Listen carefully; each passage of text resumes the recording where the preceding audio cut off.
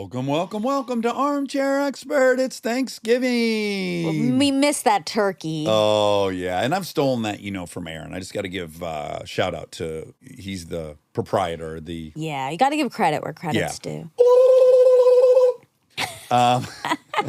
We have a really good friend of ours on today. Yeah. Jedidiah Jenkins. Jedidiah Jenkins. He's so good. When I met Kristen, they lived together, and that was her very best friend in the world. Yes. And he's so immersed in our friendship circle, and he's just an incredibly talented writer. He's a memoirist. He is a memoirist, which I didn't even know that term until I did my research on Jedidiah. Yeah. But he has a few great books. He has To Shake the Sleeping Self, Like Streams to the Ocean, and he has a new book out right now called Mother Nature, a 5,000-mile journey to discover if a mother and son can survive their differences. It's great. It's so good. He's great. This is such a fun episode. For a second, I was like, whoa, am I partial? Like, why? I'm enjoying this so much. Is it because I just love him? Yes. But I don't think so. He's just so interesting. He is incredibly interesting. We love Jedidiah Jenkins. And what a name, Jedidiah Jenkins. Oh, also, just side note, he also is who introduced me to Huey, my favorite guy in all of the South. That's right. Yeah. People will remember Huey. He was on a fact check. He was. Yeah. Wonderfully polarizing, just as I would expect. Please enjoy Jedidiah Jenkins. He's an armchair expert. He's an armchair expert. He's an armchair expert. I love it here. It's cozy, right? Yeah, very. Maybe I peaked up here like when you bought this house, but I've never been up here since it's become Armchair's iconic lair, and it's much cozier than it looks in photos. I guess if you know a place first and you see it in photos second, you can't evaluate the photos probably objectively. The spatial mind. The hippocampus. Is that what that does? Yeah, and you know how I learned that? Well, whose book was it? Paul Bloom's. Because he gave us a little rhyme. The hippocampus is how you know where you're at on campus. Wait, he did not say that to us. I've never heard that. It was in his book. And then I said it to him, and he said, oh, you really read the book. Oh, God. Okay, my question is, Paul Bloom is someone I only know from podcasts. Yes. And he's so articulate, so delightful. But some people who are amazing interviews and amazing speakers, the book version of them is like less interesting. Sure. Can you speak And to vice that? versa, too. Very Big time. vice. Well, you know better than me. Probably more vice versa, Yeah. where someone's so well-spoken in writing, and then in person they're snooze. tongue-tied or they're just not an extrovert. Wait, I have a question. Yeah. So I got here at 10:59. I'm very punctual. Okay, my whole life. I felt very Jada Pinkett. Okay. And my question is, have you, and you don't have to name names, had somebody who just was very late and unapologetic? Well, we'll name names because it's okay because we talked about it when it happened. And this crazy course of coincidence afforded this reaction from me, which was Machine Gun Kelly. Do we want to interview him? Yeah, he's a big name. I guess he's got to be interesting. But my knee jerk, knowing nothing about him, was I don't think I like him. You went in with some preconceived notions. Yeah, just some book by the cover stuff. Yeah. And then I think he was supposed to be on Monday. So then I spent the whole morning researching him. And in the research, it became incredibly evident to me that I loved him, that I knew him so well, that I related so much to him. And I learned how absolutely prolific he is. Now, whether it's stuff I consumed or not, you got to admire the volcano of creativity. And I can tell he's a vulnerable boy. He's sensitive, really rough childhood, crazy dad who was a missionary and took them all over the world trying to spread the gospel. So you're going to make me feel bad about him being late? No. Oh, he straight didn't show up. You're here. We're here. He canceled right before the interview, which normally would have annoyed me because I spent the whole day researching him. But I was like, yeah, okay, that's no problem. Could he come on Wednesday? Yeah. No, you're probably out normally if that happens. I'm not going to roll the dice twice that we've scheduled this time. On Wednesday, no one can find him. So he does show up, and he's 40 minutes late. Is that fair? He was apologetic, though. I will say absolutely. that. And he sat down, but I didn't get mad at it. It's just a testament to you think your reactions are predictable or they're objectively like, of course I'd be mad. Anyone would be mad. That's a defense we use. But no, I had this yearning to connect with this boy. And so I didn't mind at all. And it was this great, beautiful interview. And yes, he was very apologetic. We've had people be late, but no one's been just like, yeah, accept my lateness. The only thing that I know in that world famously is Rihanna. Rihanna called me when I was working at Invisible Children. What are you talking Get about, ready for Jed? this. I'm so Yeah. excited to name drop this.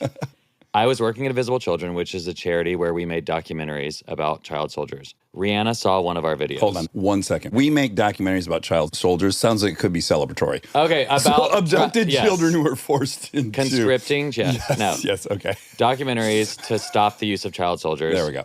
Invisible Children made Coney 2012, that clusterfuck viral situation. Rihanna saw it. She's like, I've never been this moved. She knows a mutual friend of ours who's a music video director.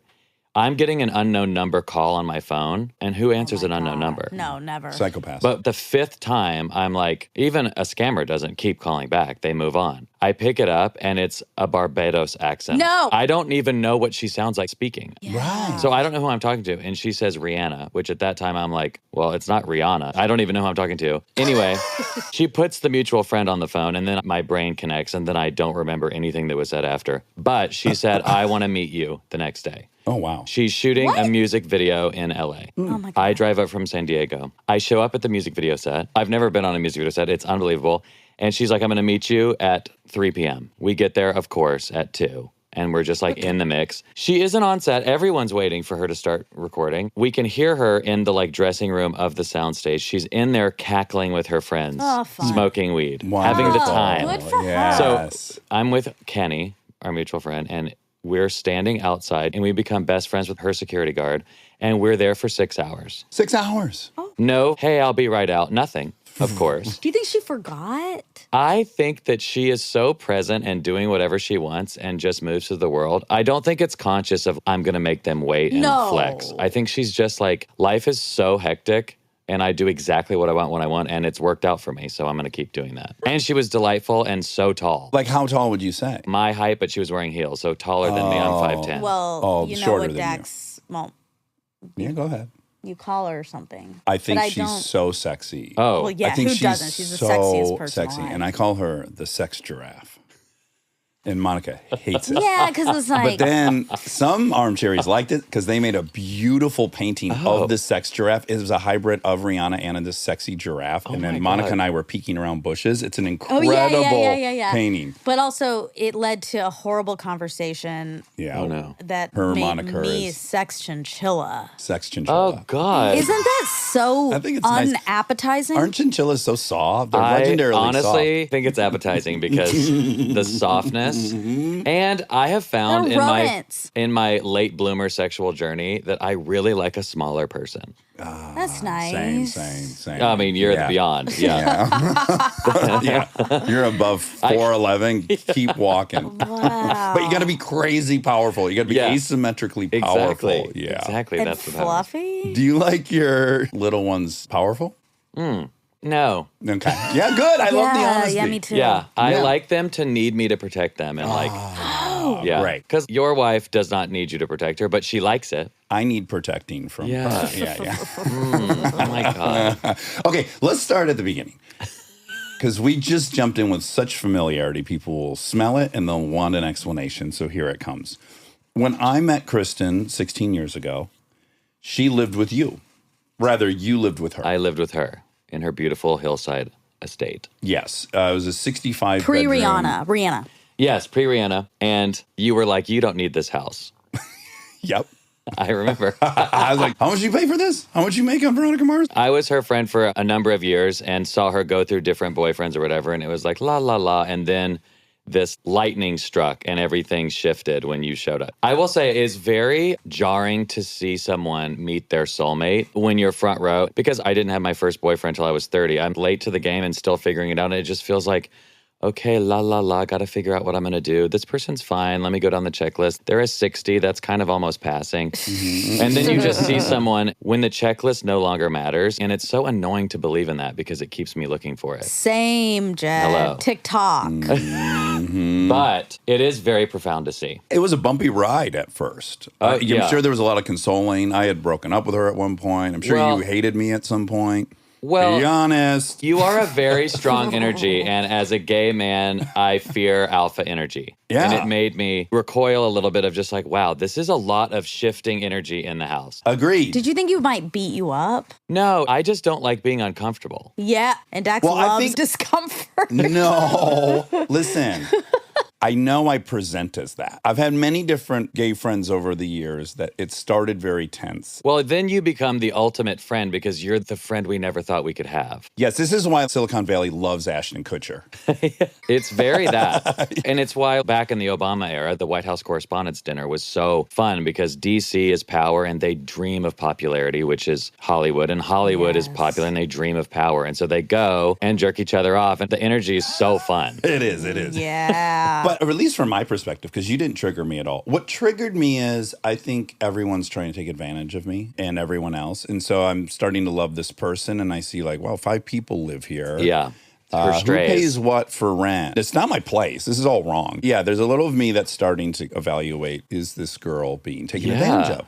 Which is This protection. woman. But despite that, I fall in love with you and Ryan immediately because Ryan Hansen's also living there. And Amy. And So many Amy. dogs. I just immediately like you so much to the point where I do something I don't normally ever do in life, which is like I ask you if you'll go to lunch with me because I care about you pretty quickly. And I want to talk about where we're at with being gay and being Christian. You were out? I came out to my friends like at 19. Okay. And then my parents at 21, 22. But there's a thing in gay culture called best boy syndrome where when you wake up into your identity as a middle schooler and you realize what you are naturally makes you in trouble, especially at a Christian school. I am in trouble by existing. You want to become the best boy in the world to prove your worth. So you're student body president, you're all the things. Let's list some accolades. I was we student go body to- president. yes. I was most likely to be successful. No. We go to USC, we go to Yeah. Pepperdine, well, we that's pass the bar. irony that Dax is the popular kid. You're the popular kid. Well, I was very Yeah. lucky. Yeah, that's the thing. The subjective experience of anyone is I'm liked until they find out. Of course, yeah. Yes. But when I met you, you were presenting as gay, but very Christian and believing in it and never going to act on it. Yes. That was your declaration. Like, I am gay. This is a challenge or a test that God's given to me, but you're brilliant. So whatever you turn your opinion onto is going to be mildly persuasive. This is the danger of being smart. You can make good arguments. It doesn't mean they're actually sound. Well, and when your heart is scary, so you turn to your head and you can create arguments for anything. You were like, I'm going to use all this energy that I would normally be putting into this, and I'm going to dedicate it to invisible children and this Yeah, cause and that yeah. cause, and I'm going to And to harness knowing the this. Bible and being an advocate for Christianity as a gay man better than anyone else so I can prove to the community that I fear exile from the most, my Christian friends, who was my whole community, exile, which is an ape's biggest fear. So I was like so scared of that. So I was going to become the boss of the Bible. Yeah. But the thread pulled on the sweater was that I'm obsessed with anthropology and nature and evolution, and I always have been. The first linchpin of my deconstruction of my faith was the fact that my mom allowed me to watch the Discovery Channel. Oopsies. Learning about dinosaurs and learning just the incongruity and the way that their explanations were so facile and silly. The best way to make someone stay religious is to make them unable to read or consume anything. Anyway, so your perspective and the way you see the world analytically and scientifically, and you want to ration and get there with logic, it was so attractive to me. Even though your masculine energy was triggering, it was also so delicious. I was envious of your mind because your mind seemed to be set free to just be like, whatever is true, and I want to know. You approached me with curiosity, like, why do you think that way? And I remember just that posture. My subconscious was like, oh, one day I'll get there, but I can't. Well, that's delightful because I also was very horny for your mind. I immediately liked how you thought and spoke. You're so articulate. It's incredible. But we went out to lunch. I said, I'm not going to try to prove to you that there's not a God. I know you believe in this God, and I'm not at all suggesting you stop. But I am suggesting there's no way that if there's a God worth worshiping, that he would put you on this planet to be lonely. I don't accept that for you. Isn't it so wild? I had my best friend in college. He was very Christian. And it's so interesting when you're a closeted Christian or gay Christian. So many men, their sexuality is on the spectrum, Kinsey scale or whatever that is. If we lived in a truly open world with no labels, men having sex would be, I think, extremely common. more than it is. To be exclusively heterosexual, I think, is rare. And I think it's rare to be exclusively homosexual, which is why we're less than 10% of the population. And I have every societal reason to try it with a girl. It would be so much easier in my life, especially where I grew up. And so I would say there is a huge middle. Anyway, there are so many men who, in the guise of best friendship and brotherhood and fellowship in church and the slumber parties of it all and the back rubs, my entire teenage years and 20 years were giving like multi-hour long swapped full body butt rubs of many gorgeous straight men. Many. Hours and hours. And they would do it to me for hours and hours. It's like your hair play, I Monica. know. But I would never do that with a girl. Right. Because I'd be like, my hands hurt. Yes. Let's just talk. Yes. Did you get aroused? No, the NRB, the no reason boner, which was so popular in high school, was men just had NRBs all the time. NRB. I don't get those because my subconscious knows that's dangerous. Because if I'm in the locker room, It'll be a tell. boom, it's a tell. Yeah. Your penis Defines me. No, No, it defines you. betrays It you. betrays you. Yeah. Your penis has Yes. betrayed you. Yeah. So my penis learned very early that it does not wake up unless it has overt clues. Wow. So you have to like seduce me and start touching me and kiss me, and then it is up. But it is not up from visual anything And from a from distance butt at rubbing, all. apparently. Which, No, wow. I know. I would have been spraying all over myself. Wow. But did it feel intimate? Very. Oh, I wish I had my college email. I had email love letters, endless. You're the most important thing that's ever happened to me. I don't remember the day before we met, with multiple guys that are straight and married. Like love letters Under the guise of friendship. under the guise of brotherhood in Christ. Yes. Oh, This intimacy. But you were about to say that you had a friend from college. I'm back. God bless your continuity. So he said, don't you think that it was such a gift from God that he made you so socially relatable because you get so much intimacy from your friendships? You don't need to have sex. No. God designed you for this, to be a beacon to other men afflicted with homosexuality. This is your chance to really be a leader. Which that was feeding my best boy syndrome. And I'm like, oh God, maybe he's right. And your ego, probably. Yeah. To me, Yeah. Be a leader of gay Christians. Yeah. That experience of being a horny gay boy and realizing that A, you're in trouble, and B, the church that is your community is going to reject you. The place where the best boy syndrome goes is to become a priest because, oh, I'll show you. And I can marry God. That's what they do. So then it's like I'm the best of the best. But repressed sexuality Really quick. always comes out sideways. Also, I have the most built-in excuse of all time. I'm celibate. Exactly. Bulletproof. Yes. I always think of those hydraulic presses when you push something, and then they explode at the very end out the side. That is what happens to specifically repressed and oppressed sexuality because it's one of our primary wirings after breathing and eating, and it will take control in the driver's seat eventually, and it will destroy your life. Ugh. I mean, I don't know about y'all. I did not get one birds and bees conversation. Did you? We had a book, that cartoon drawing book that just That sat school on this gave you shelf. or your family No, gave it you? was on my family's shelf. But I don't even think they told me, hey, read this. It was just there If you need it. for me to go look at if I wanted to. Yeah. But no, I have zero memory of an actual How often were you in conversation. that book? I liked the book. I bet. I was kind of Oh, I was perverse. finding romance. There was one, I would do anything to find. I would frame it.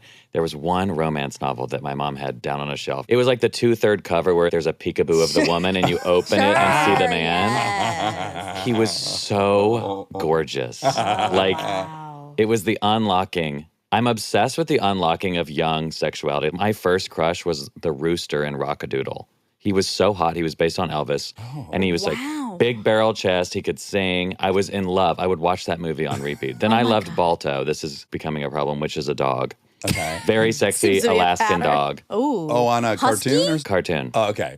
Yeah, it was like the Iditarod movie. Yeah, Sure, yeah. By the way, I don't know any of these movies you're watching. Neither of Bolt. those have rang a bell. You say Really? Bolt? Balto. Oh, Balto. Don't know it. And the first one? Rockadoodle. Yeah, what? Do you know These are Rockadoodle? Disney knockoffs. Remember the like All Dogs Go to Heaven? Yeah. There was a disgruntled Disney animator who broke off and started his own. And there's like Bee Wizard version. of Nim or what. There's like a maybe that's there's like a dark weird third branch of animated movies in the late 80s. That made you horny as hell. Were you made me allowed to horny. watch regular Disney movies? Oh, yeah. Okay, you were. I wasn't allowed to watch The Simpsons or Married to the Children, which there must have been some Yes. thing because every millennial kid has that same rule that was like raised by a Yes. religious family. What did they Yes. watch? That'd be a good podcast. In to place research. of- What news story did they watch to make those two Oh. shows get 100%. You're right. blocked? Yeah, you almost said 60 Minutes, and that seems like the most likely suspect. Oh, I need to tell you, Dax. Early in your influence in my life, there's multiple things that you've deeply influenced me on. One of them being your love of 60 Minutes,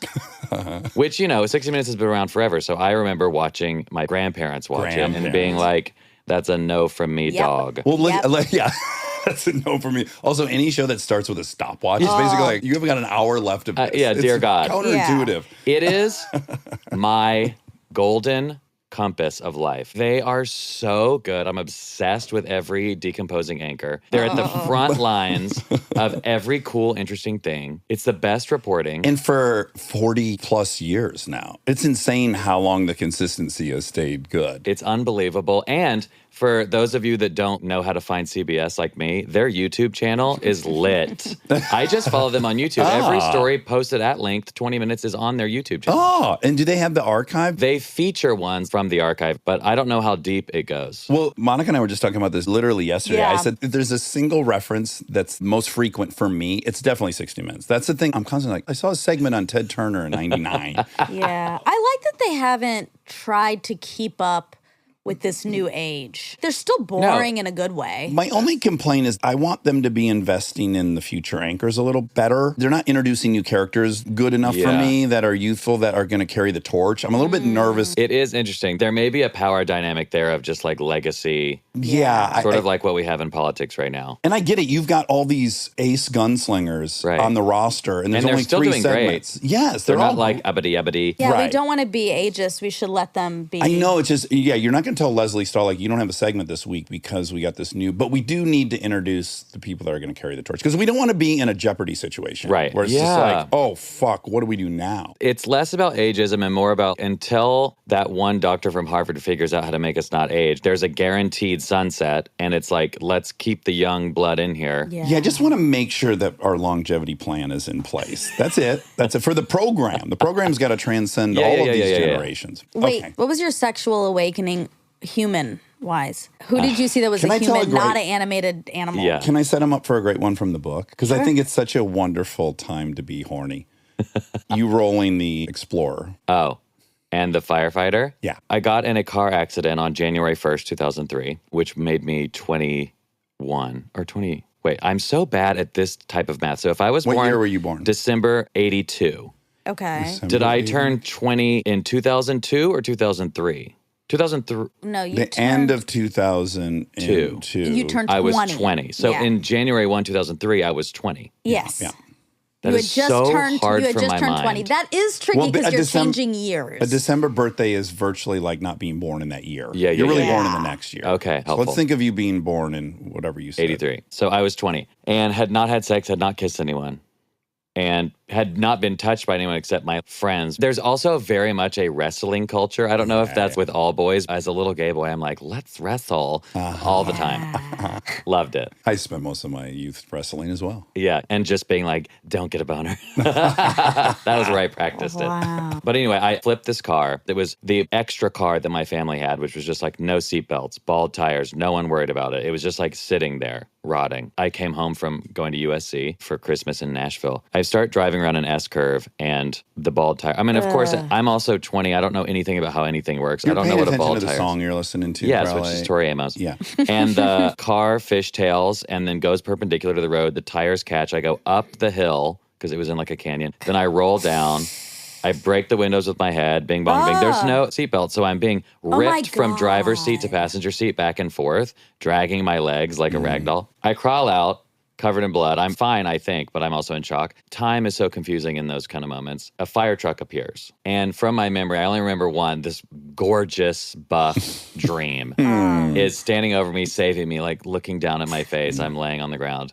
And he's like, I'm here to help you. And he's giving me a full here body to help- massage. Oh my God. Because he's checking to see if I wince in pain because the shock has stopped me from being able to feel a broken bone. But if you squeeze it, I'll jerk. Yeah. So anyway, he's massaging me up and down. In the moment of what happened, I'm just like, this is really nice. This is heaven. Yeah. What a dream. Also, what a cliche. Hot I know. fireman. Hot fireman. Who do? Oh, Tig's got a joke about that. Hot fireman. Yeah. Yeah. It's She it's a doesn't real understand the thing. attraction to men until she was carried by a firefighter out of her. Well, is it apartment. because She's like, I A, get they it. train all the time, and B, I would assume in most places, especially east of the Mississippi, there aren't that many fires, so there's lots of time to work out. And compare yourself with the other guy in the station. Same amount of car accidents. I think think it's the it's- bulk of their work. you're is right, car you're right. accidents, It's even in this also case. that you're in distress and someone is saving. Like, Yeah. it's already heightened. It's true. But I will say it is also a sign of the intense repression that's enough that you don't have anything relative to that. That's the apex of your physical Yes. intimacy with a man. So it is sparking some shit. Had you been hooking up with tons of dudes, the firefighter would have been like handsome, but I don't think it would have been Thrilling. It's like something giving I you deeply oxygen. remember in a moment of crisis. Yeah. right. It's exactly that. That was 10 years away from my first sexual experience, my first sex, which is so wild. But also, here's to late bloomers. I love being a late bloomer for many reasons and also feel robbed. It's like a combination of things that I write about a lot. I got my teenage years and my 20s to really focus on my friendships and my career and my life. And I wasn't having traumatic sexual experiences and embarrassing things you're supposed to do, but I wasn't doing that. So I wasn't full of hormones and chemical. I was, and I was like taking that out on my male friends, LOL. But those years were wonderful. And then by the time I had my first kiss, which I was 28 at my first kiss, which was the day Osama bin Laden was killed, I remember it. my. That's not that it made me horny. You It was love random. intertwining these traumatic experiences. Well, when something traumatic happens, the pores in the brain open to remember the scenario so it never happens again or does happen again. So it's like looking at everything really quickly to be like, okay, how do we do this again or how do we avoid this for the rest of our life? And you remember every detail. Which is why time slows down in a car accident. Yeah. Anyway, I remember having my first kiss on a beach in San Diego. Can you tell us, though, how do you, from the time you and I had lunch, where you're committed to stay this course, what happens between there and the first kiss? This Yeah. didn't sneak up on you, I No. imagine. You had made the decision. It really happened my 27th year where you see 30 down the barrel of a gun. You know, in Topanga Canyon, they call this Saturn return, 27 to 33. In Topanga Canyon. You know, and you're evaluating all the stories that you were told that you tried to perfect in your 20s. And then you start to audit that scenario and say, does this work for my life? Because I have one and only life. And then you start to remove and see if you can throw the bathwater and keep the baby. 27 to 33 is the refining season where you kind of step into who you really are. Ooh, I like this architecture. Yeah, very true for me. And I didn't hear about it until after the fact. I was like, well, those dates line up perfectly. But I saw 30 down the barrel of a gun. And at 27, I fell in love, psycho, cross-eyed in love with one of my best friends who was 20 at the time. Oh, wow. And he didn't know I was gay. And this was now a pattern that I could recognize. Now I'd done that 6 times or something.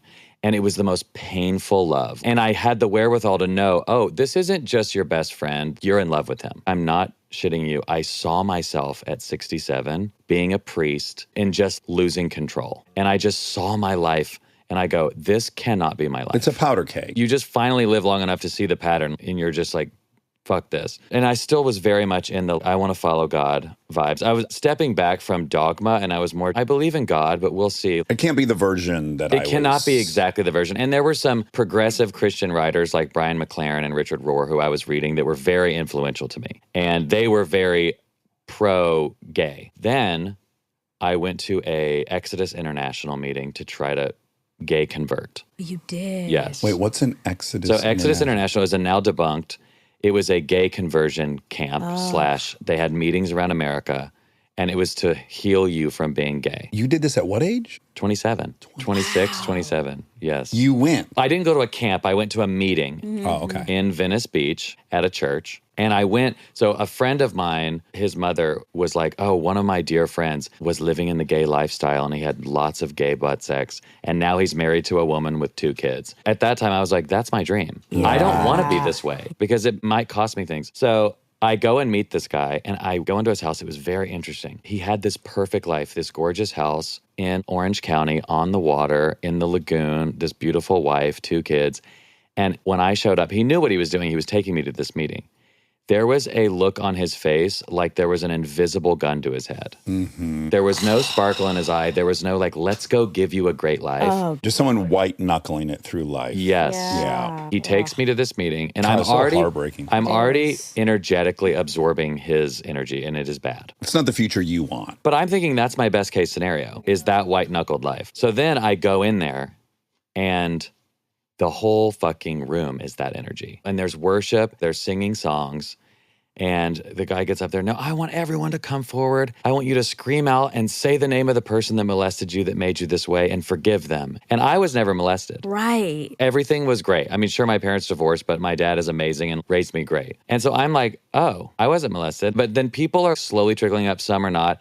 The energy in the room was so zombie. And there's a verse in the Bible that Jesus says, which is, I come to bring you life and life abundant, and you will know the truth by the fruit it bears. If something bears bad fruit, it is not from me. That verse came into my head like a lightning bolt. And I was like, this is bad fruit. This is bad fruit. Yeah, This is rotten. That was such a defining moment. I had to go all in to realize that at the very bottom of the lake, you ricochet back up. It doesn't keep going. And I had to prove that to myself. Stay tuned for more Armchair Expert, if you dare.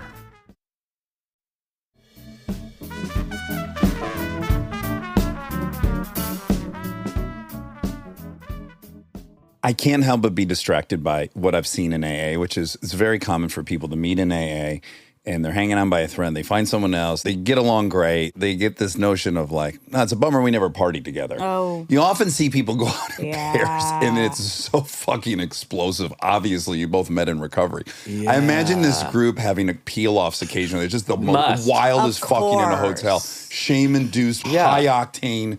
Well, and shame-induced sex is so interesting. I've had a lot of gay experiences with men who love the kink, they love the shame, they love the intensity Right, of part it. of it. And I have never been ashamed of being gay. I liked who I was, and I was just trying. I used to always say this, my one life personal experience does not necessarily trump 3,000 years of tradition. There must be something I'm missing. Now, there isn't really 3,000 years of tradition. This kind of like anti-homosexual thing is less than 1,000 years old, but this is what I was taught. And I was just trying to defer to the elders. Also, the Bible verse, the heart is deceitful above all things, is such a fucking virus. Yeah, seriously. Because it makes you doubt the truth of your heart so much. The mimetic self-replication of a shame-based religion that leans on you are wretched and we're here to make you You're pure. born with the It's like eternal so sin. mimetic and it's so viral and sad. Well, we are really, really designed to be prone and vulnerable to shame because it's how we make sure we don't get excluded. We feel it easily. We feel it deeply. The stakes are high. We're wired for it. So if you offer somebody something that plays on that hard wiring, it's pretty sticky.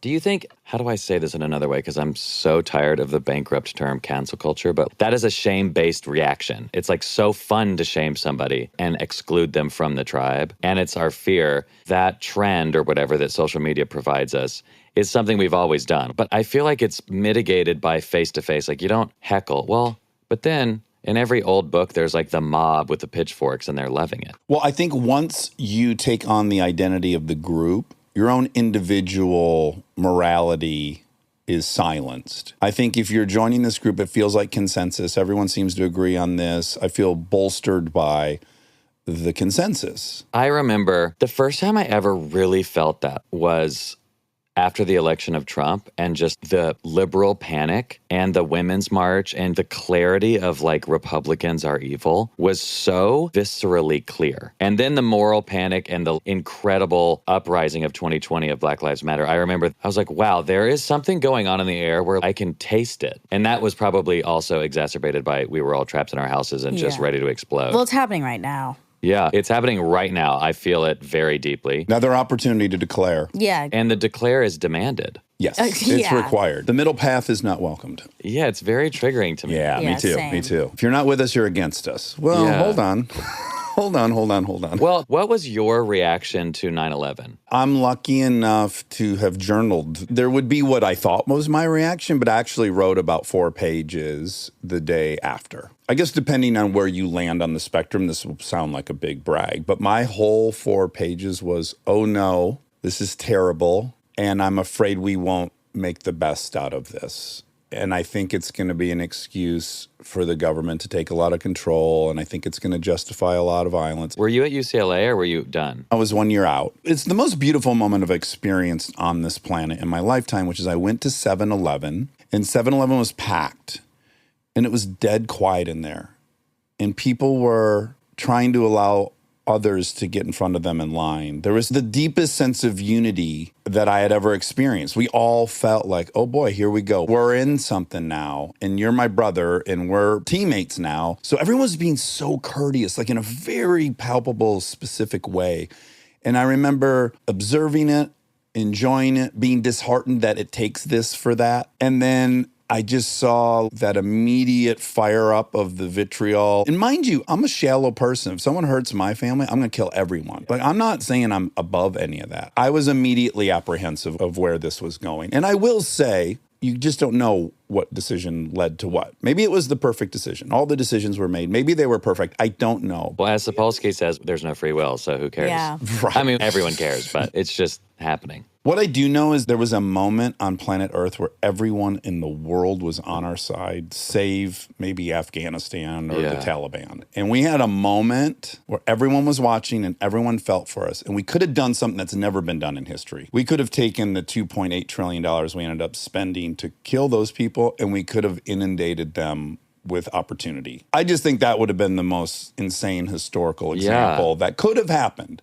There's no will for it to happen, but I guess to me, it seemed like a little bit of an opportunity lost. Are you familiar with Thomas Friedman? I recognize it. So he is one of the major columnists for the New York Times, and he is one of the most respected people in understanding the Israeli-Palestinian, Middle Eastern, and he's been doing that for like 40 years. Mm-hmm. Anyway, they had him on one of his podcasts, and in this moment, when it's very either or, and the world is very busy and confusing and painful, and I have very dear friends who are screaming on both sides. Same. People I love. People I love. Yeah. And I want to agree with them, and I want to agree with you. If I say one thing, then I'm hurting the other one horribly. Mm-hmm. And by not saying something, they're DMing me, what's wrong with you? Yeah, It's like very... your silence is deafening. Yeah. This man's clarity, you should get him as a guest on this show. And also to hear him speak is so delicious. Every neural pathway is paved, like smooth pavement. No, fresh asphalt. Yeah. It is unbelievable to hear him explain the dynamics, what's going on, who did what, and it feels so even. I want to add something to the 9/11 thing, though, because I feel like it was unified, but for me, it was scary. Oh my God, yeah. It's fine if I'm at school because people know me at school, but if we're at the grocery store, then people don't know. And then they're looking. If I speak, it's okay because I have an American accent, but then if God my forbid you dad get on a plane. speaks, exactly. If my dad speaks and people are wondering, and I guess I'm glad we don't wear, Hijab? yeah, or a turban. I'm hyper evaluating fear in that time. In addition to being like, oh my God, my country was attacked. So for me, anyway, it was definitely not as simple. It was very simple for me. I was a white kid who grew up in Middle Tennessee, exclusively white in my neighborhood. My school was entirely white except for 2 Japanese exchange students. And then I moved to USC. This was the second week of college. I had just moved to the big city. I've never seen so many brown and black people in my life. Yeah. I'm amazed. This is exactly what I wanted. But then this happens, 9/11, and I was raised Republican. It was so clear to me that it was good guys versus bad guys. The American flag was so cool to see it. I was like, this is what they felt like in World War II. I felt that for a little while, but I remember seeing protests about American imperialism and seeing just little blips of someone being like, why would they hate you this much, to organize this much, to destroy you? And what are terrorists up to? The little sprinkle of, but why? Well, and then also, as time goes on, learning that our previous actions in Afghanistan actually were seeds we planted, and this is what we sowed. We funded the Mujahideen, and we made Osama bin Laden a real leader. Yeah. We did that. We did that. Yeah, so then it gets more and more We also complicated. created ISIS in the wake of 9/11. We created more terrorism on accident, but we did do it. Yeah, and again, I'm not clairvoyant. I'm not saying we didn't do the right thing. I don't know. The thing I proposed, maybe that wouldn't have worked, but I just know that we're in a 3,000-year cycle of tribal warfare. So we know what retaliation looks like, and we've never tried the explosion of love and generosity in the wake of that. And I just get curious. And then you go to the meeting and you leave there, and that's the moment that you're kind of convicted that you are going to act on it. The way that I would describe it is the world is not suddenly covered in snow. It starts snowing, and then you are busy doing housework, and then you look out the window and you're like, oh my God, it's white outside. But it's snowing the whole time. Yeah. I very much feel that the crack in the pavement began, and it just started spreading. One thing led to another thing and led to another thing. And then really the Exodus International of it all. Just the crisis of like, I cannot do this. You know, you soft launch, especially for a queer kid. I remember telling my girlfriends in San Diego, we were all just being fabulous. And I said, I think I'm ready to date. And I had never said that. They, of course, had all clucked, you know, in the background for 5 years. They go, oh my God. And then, you know, one girl goes, I've got a guy for you. And the saying is, if you turn about 2 degrees, you don't notice, but in a few hours, you're 50 miles off course because that's major. So just that slight turn of, I think I'm ready to date. And then, and I still struggle with this, it's hard for me to tell if someone's flirting with me unless they like grab my dick because I'm so friendly and I've been so friend zoning myself forever for safety reasons that if someone's flirting with me, I just think, yeah, I'm fun. Of course you're talking to me. I Right, have this right. issue a little bit as well. Yeah. Why wouldn't you talk to me? I'm great. Yeah. Yes, you have it really bad. I've observed many interactions, and we walk away. I'm like, the dude loves you, and she's like, no. I'm like, well, no, they're just friends. We're just Like, no, let me explain. chatting. People aren't interested in people like that. That's just Yeah. not how it works. When you're horny for somebody, you're very interested. It is still, to this day, so hard for me to believe that. But I have a lot of internalized body shame and fear. Like, it is hard for me to believe someone thinks I'm sexy. Even when they are like motorboating my hairy chest and they're like, they're obsessed. Yeah. I am like, what is wrong with you? Well, that's the second stage of it, which Monica also has is, well, you must be lower status than I thought because you really do like me. like, what's wrong with you if you like me? I know. It's so. I have a whole nother fucking conversation that I have about over-therapization of just, okay, what happens when you know all the things and you're still doing it? Like, why can't we Yeah. just live? The most uneducated dumb people I know are like yucking with their third kid and thriving in the country I know. Yeah. and their beautiful wife. Anyway, let me find what the hell I was talking about. Your girlfriend's clock. Oh, so they're so excited. And then my friend Brady Bollinger, he saw me interact with this gay guy that I had met. And he goes, that guy is obsessed with you. I think I invited him over to like a group hang. And I just wanted to meet him because he was the chaplain of the Point Loma Christian school, but he was gay and that was like famous. And I was like, I want to know a gay Christian. He comes over, I think nothing. And Brady's like, he is obsessed with you. And I go, what? No, he's not. He's like, he wouldn't stop staring at you. I'm like truly blank about Yeah. anything. Yeah. So- you and Monica need to go on a journey. Yeah. You need to go back to that place you went to, the Exodus. conversion You might Exodus, need to go to yeah. Exodus. So anyway, thank God for Brady. I'm on the train down from LA back to San Diego. I'm getting in at 10:30 at night. This is 2010, I think. So it's before Uber. And, you know, normally I would have a friend pick me up. San Diego train station is so easy, but it's a little late. And I go, who would pick me up? Maybe if this boy likes me, he would want to pick me up. So I text him and I go, hey, I'm getting in on the train at 10:30. Are you free? He goes, I'm buying a bottle of wine right now. I'm taking you to my secret beach. Oh my God. He went right bullseye. My Bulls. secret beach. Yeah. And it is the best secret beach. It's like Ooh. truly. I'm douching now. I'll pick you up in 15 minutes. Yeah. And then so I'm like, oh my God, he does like me. Right then I get a push notification on my phone. Osama bin Laden's been killed. And then there was one news site back in the day, 2010, that had live feed news on your phone, and it was Al Jazeera. I turn it on. Boom, it's Obama walking out. Someone stood up on the train Tonight and yelled, at 12:13 p.m. wow. Bam. We killed Osama bin Laden. Monica hates when I do him, but I think it's pretty good. It's very good. Thank you. Jedidiah, I hope Oh, you God. kiss The tonight. problem is because then it won't stop. Jed, if you can hear me, I hope you kiss tonight. You deserve to. Oh, I killed him for you. He represented everything that stood in your way. that is very much what I heard. And that was the moment that I was like, oh my God, I've been kissed. Yeah. And you went to a beach and you drank wine and had Yes. a kiss. This sounds That pretty. is It's worth the lovely. wait a little bit. And I remember while I'm kissing him, I was like, I'm so glad this isn't my 15-year-old brain. My 28-year-old brain is so grateful and so here, and I know who I am. You weren't panicked. That is nice. I just liked it. It was very sweet. I love that. I wish we had video of that kiss. I know, ring Rob, cameras. do we have any video of this I can watch? Okay. Now let's talk about your parents a little bit, because one of the sales pitches about Jed before you meet him, it precedes you. It certainly did with Kristen, my friend Jedidiah Jenkins. His father was, Oh, yeah. we've even talked about it on here. Yeah, we called you On, Yes, I think yes, on yes. Connie's episode. Yeah. His father is what Forrest Gump was based on, which is a very funny thing to hear. You're like, what part? Like what part? Yeah, that's what part. Damaged legs, struggles Lots in of school. options. We don't need to go through them all. Fell in love Brother with someone who did have leg died. braces when he was born. Oh, wow. Interesting. I've never made that connection. Oh, wow. But the part that is loosely, Forrest Gump, you know, it's touching on all these major moments of American history, and somehow Forrest Gump was in the middle of all of them. That's like the delicious idea of that movie. So there's the part in the movie that you may remember where Forrest Gump runs across America, back and forth, and then like all these people accumulate, and he's got this long beard and this like hat, and all of America's cheering him on for doing this. doesn't he wipe his face and then And be it creates happier? the So smiley face, yeah.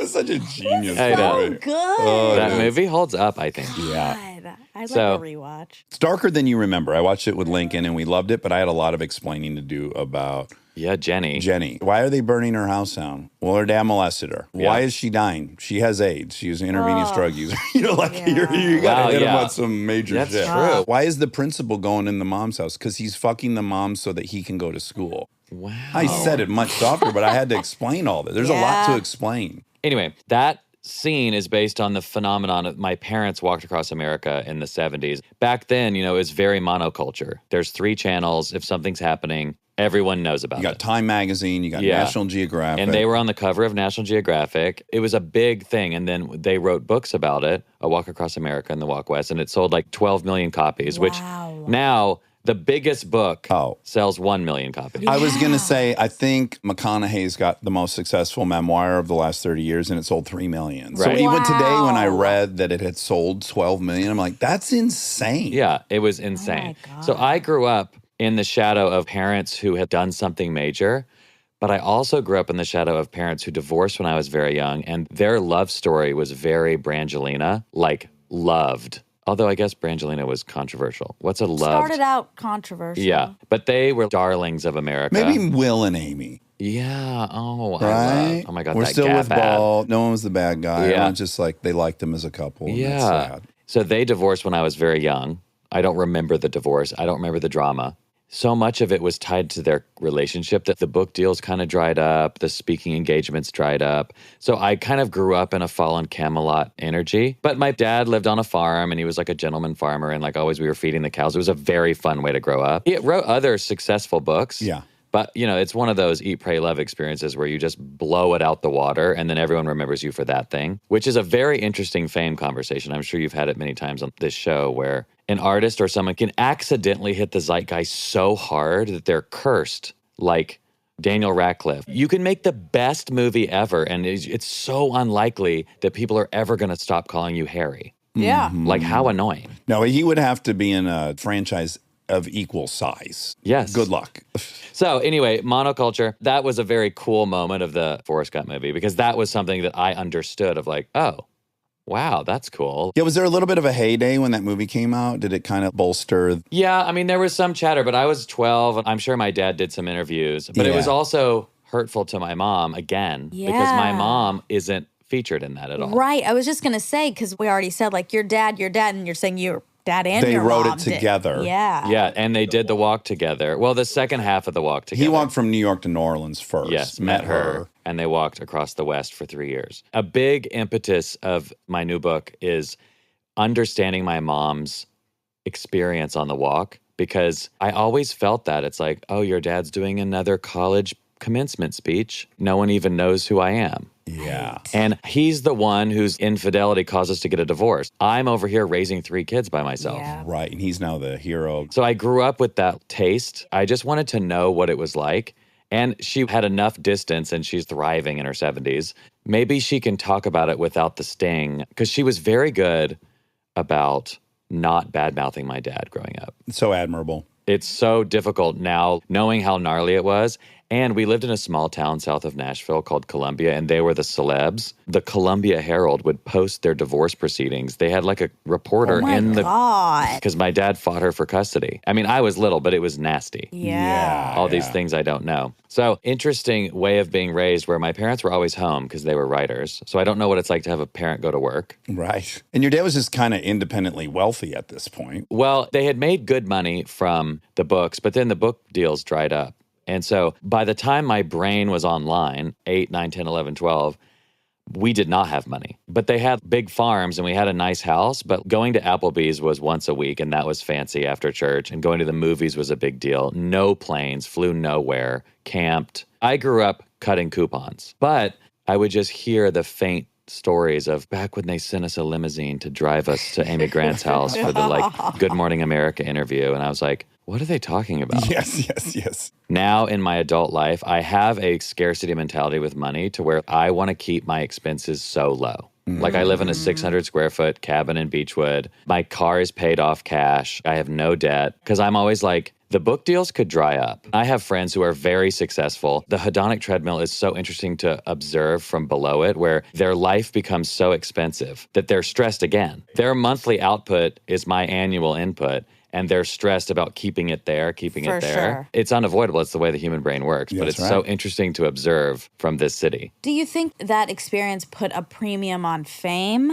Like, was it something I've that never you thought about then thought, Or I that you want could that? sense it was missed? Yeah, that it's a real thing that can happen because they have experienced it, but it's also elusive. Well, I grew up where my parents, I didn't think about it. Like, they weren't famous to my friends. My peers didn't care who they And were. people in restaurants weren't stopping. No, Right. never. But I almost guess it would be worse, though, if they have that story where you're hearing about this remember when fantasy time before you, by the way. So it's like this glamorized time. Yeah. I remember as a young kid, and maybe this is common, I cared about being rich. And I remember my brain was always like, if I could get $1 million once, then I could live on $30,000 a year for this many years. I have the exact same brain. I know the shoe's always going to drop, so I got to be safe. You're hiding your identity. Everything is like this illusion of you could achieve something tangible that would alleviate all fear. Yeah, I'd be so curious about the imposter syndrome of your minds, because for mine, it was so predicated on my sexuality and the gotcha fear of someone finding out. Like, if someone finds out who I really am, they're gone. Gone. Because back in the day, in the 90s, if someone was outed as gay, it was done. You were so fucked. And so that's the world I'm growing up in. I'm so fearful of it. And I know that I am. I know what the word is. And so every friendship I make is one day they're going to find out and leave me. Even my family, one day they're going to find out and leave me. So I have this, how can I be okay? That's them waiting for the shoe to drop. Which I think is a big reason why I'm like a confessional memoirist. And I want to say everything all the time to everybody. And I tested that over the years. People like me still, and they still want to be in my life, and they love me, and they deeply love me. And so it's almost an act of rebellion to be completely a wide open book. Totally. Yes. And specifically, I would argue, and I think this is something we both do, is beat you to the discovery of our selfishness or our triteness or our vanity. Like, I'm going to be ahead of you in this. There's no gotcha moment. Yes. The fear of the gotcha is like so much. I think a lot of people behave that way romantically. It's like, you're going to realize I'm not that great, so let me just fuck this up now. Yeah. Yeah, preemptively. Okay, so that's the story of your parents. And what obviously compounds your relationship with your mother is that she still is deeply religious and conservative. I also want to say for the record, I've hung out with your mom in her kitchen in Nashville, and she's awesome. She's the best fucking hang. Awesome. Yes. It's so obvious where you get your charisma from. Well, I've never met your dad. He's probably quite charismatic as well. But your mother is a party. Yes. She's so inclusive and inviting and warm and hospitable and wonderful. But she also believes you should drink colloidal silver, and she has different politics than you. On the key beliefs, political, religious, philosophical, we're so divergent. And really, the thing that I've fought for my whole life is my sexuality. Like, let me love who I want to love. I came from such a world where that was not okay. And I've moved into such a world where it is so okay. I love being gay. I think it's very cool. It is a party. Yeah. I have no notes. I have notes. But it's great. But there is this deep, sincere dream of a child to be not only loved by your parent, but liked and approved of. I know parents that love their children but do not like them. They're like, this person is annoying. And they're saying this drunken in their honesty, but they do not like it. And the kid can feel that. They can feel unconditional love, but they can feel lack of like. They can be liked and approved of. They could be a successful doctor and a this and a that, and they love them, but they do not like their kid's personality. My mother loves me unconditionally And is charmed by you. and is charmed and likes me so much. We have the That's best great. hangs, but she does not approve of my worldview. So it's this really interesting, like I crave the next level. I'm like, give it to me. But I keep always diminishing the intensity of the lack of approval, A, because I hate confrontation, and B, I'm a tragic optimist. But the day you get married, the person you choose to spend your life with, that's meant to be one of the best days of your life. And the fact that she's not going to be there is so heartbreaking to me. Yeah. But it just is. I'm hearing Gabor. Yeah, yeah. no but. It's a bummer. It's such a bummer. She's my favorite person. Yeah. The origin of this book, Mother Nature, Mother, comma, nature, was just when your mom turns 70, it's weird. That's like an old lady. Yeah. And my mom is very vivacious. She'll live to be 140. Well, that fucking silver. Colloidal silver Colloidal. fucking works. No, so many of her witch's brew things work. Or, it's probably just her DNA, but how annoying. How but annoying. works. But the feeling of her power over me still, I'm 40 years old. I think we should say, too, for the record, your father, in a very dad-like moment, said to you, out of nowhere while showing you the house he was building, by the way, if you get married to a man, I would love to walk you down the aisle. He did. Yeah. Now let's move on. So this beam, And he did not look me in the eye. It was shoulder to shoulder, middle of showing me like a wood beam. And he just says it gave you randomly. that. And what was so funny is I have so many protective measures up against sentimentality over my own desires that I would have never even asked for that permission. I wouldn't have thought of to. course. But the moment he did, it unlocked something that was so emotional to me. I wanted to point that out. There's no unfinished business on that journey with your father, just with your mother. Correct. And I just wanted to interrogate that. And people know that. I'm very open about that challenge with my mother and her faith, but also how much I love her. We travel together a lot. And I very much post her on the internet, and lots of people Yeah, are they're like, she's my favorite hilarious. person. And so I got quite a few people, my friend Kenny, my mom's best friend Glenda, saying, you should write a book about your relationship with your mother just because it's interesting. What is that? How can you, especially in a world where families are ripped apart by politics, by religion, they're no longer speaking to each other. The amount of queer people I know who have no relationship with their family is a lot. How about just liberals who don't have a Yeah, relationship with liberals, their- I mean, especially in the last 7 years, and this moment in time of just intense vitriol towards people you perceive to be other. And the fact that we can have such profound otherness and the intensity of that relationship and still have a good time, let's just look at it. I'm not going to tell you what it is. I'm just going to show it to you, and you can take from it what you will.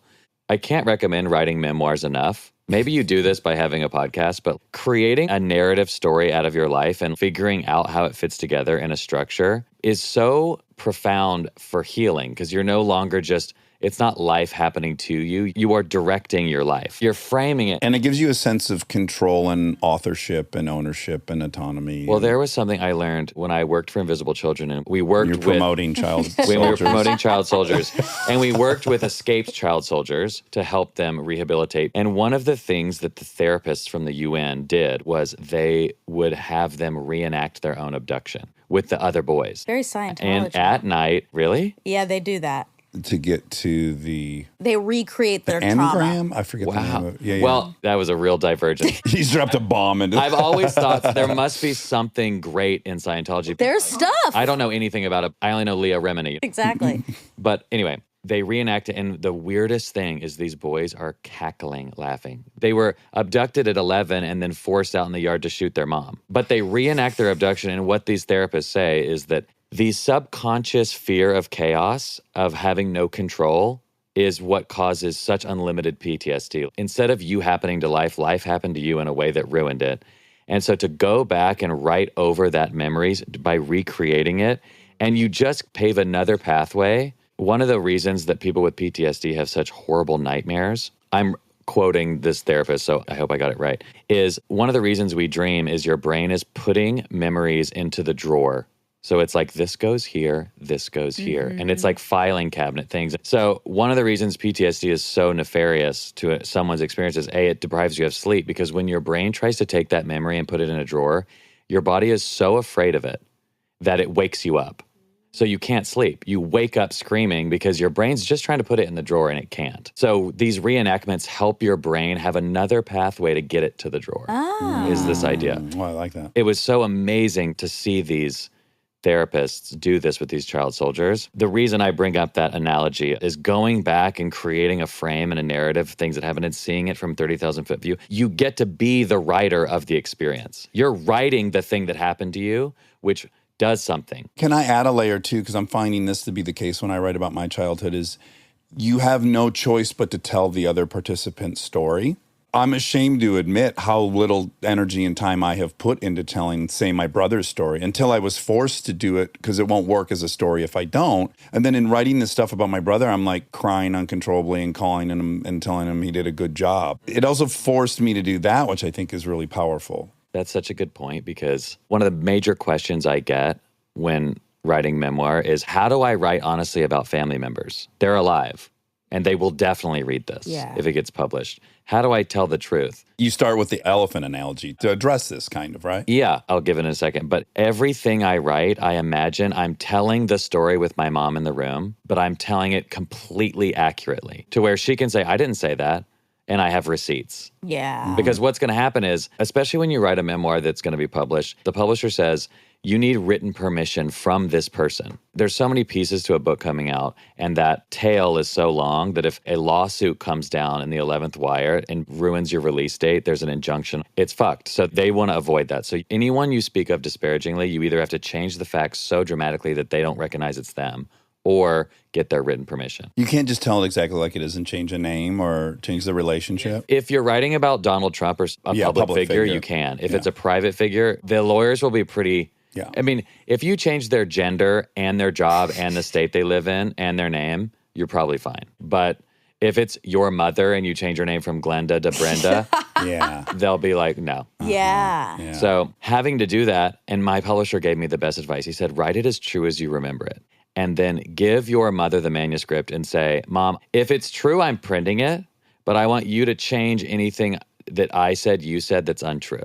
Go in and redline the whole thing. So it gives her power. And she made some changes. And what's so amazing is she made changes to make it more Christian and more exactly her, which was perfect. And it gave her agency. And there's this quote that I read about Jack Kerouac. It was a professor talking about him. And he said, you know, he writes about drug addicts and beatniks and other things. And he said he never had a mean thing to say about anyone. I love my mother. I have nothing mean to say. Also, it does help. Your mother is an exhibitionist. She did walk across the country. She did write books. She's already not in a this private game. person. No, she brought Very you into true. this game. Well, and that's where I'm not prescriptive in this book of like, do this to have your mom love you. Because I remember one of my gay friends, he was just like, you're so lucky that your mom has redeeming qualities. My mom is funny and loving. She might believe everything different than me, but she will crack the funniest joke you've ever heard. Or she'll lighten the mood. When something becomes too intense, she'll just look at a funny bird and point at it just to like keep it rolling, where some people are so intense and righteous, and that's their experience. You know, one thing I was thinking when you were laying out some of the differences between you at the beginning of the book, I would say that your relationship with your mom a little bit mirrors mine and my brother's, which is we love each other so much, but we're really politically different. And I've just learned to just not talk about that. That drives us apart, and there's other things that pull us together. And I'm not betraying my side of anything by not having that fight with him. I'm not falling short of some ideal I have. In the modern intensity of the discourse, that's what we're told you must do. Right. If someone does not fully align, then you are betraying your convictions and the community of marginalized people that need you to save them at every moment. That's just a rough place to live. I think about the word civilization. It's civil society. A civil engagement is just, I'm going to treat you with respect, and we're not going to agree on everything, but let's be civil about it. No personal insult. I've been saying this a lot lately, that most people who think like that are not marginalized at all. So they've never been in the position that you are in, where you have to decide, am I excommunicating my mother? Yeah. Or am I going to figure out a way to live peacefully with her? Yeah, can I be this hardcore and have the life I want? Yes, I think easy the to like say if you're moral not in it. purification is so fascinating. And what's so funny is it's so old. It's religion. Evolution takes a long time. We don't change. We just put new clothes on things. Stay tuned for more Armchair Expert, if you dare.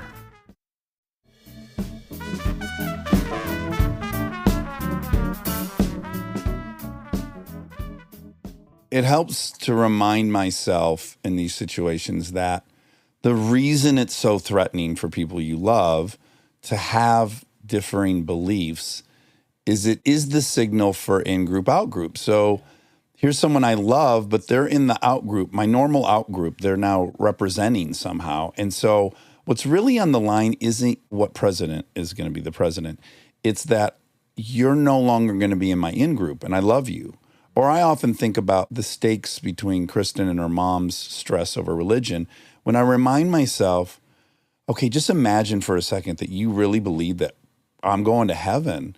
And now let's believe that my 2 daughters aren't going to join me there. That's a heartbreak I can't even fathom. I have a lot of empathy for that. It doesn't sway me to her point of view, but by God, the notion that I'll be living eternally somewhere and you won't join me, the stakes couldn't be higher. Yes, I'm going to continue to argue with you. Everything my mother does that drives me nuts is her loving me in her way. That reality check of stepping into the worldview of someone else, which I understand. You can't do that when you feel under attack. There's a reason why we freak, because anger pushes you to safety. But once you are at a safe distance, like me moving all the way to California, LOL, and you can look back and see them as a human, you realize what you're doing and you realize what they're doing. I feel like so many people stay in that fight or flight mode and they're so triggered, or as my friend Ruthie says, activated. I love that difference. Have you heard that? No, but I like that. Instead of saying triggered, which means something's happening to you. Well, trigger is now a triggering word. Yeah. I say aroused. It's exactly that, which is so great. Wait, what's the elephant? I start the book with this parable of the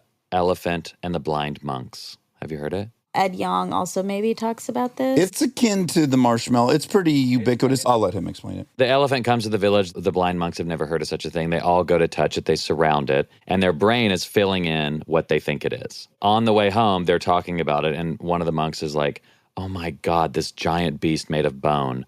And the other one who touched the ear is like, what are you talking about? It was like a bat. And the other one's like, it's a furry. And they start arguing. The power of meeting it was so moving, and the grumble of it. They are moved by their experience that was true for them. So now they're offended at the other person for basically calling them a liar. And so they fight. So one of the fun things I did in this book, which I don't ever say, is that the chapter headings, I drew the monsters as the monks see them as the chapter heading. So it's like a bunch of Pokemon monsters, but they're elephant monsters. I love the drawings, and I was wondering if you made them. Yeah, I did. Oh, they're great. Let's take 1 second to go. As smart as you are, as educated as you are also feeling one part of the elephant. This is the most important metaphor. As an educated, liberal, Juris Doctorate, annoying, whatever I am, it is so hard for me to accept that.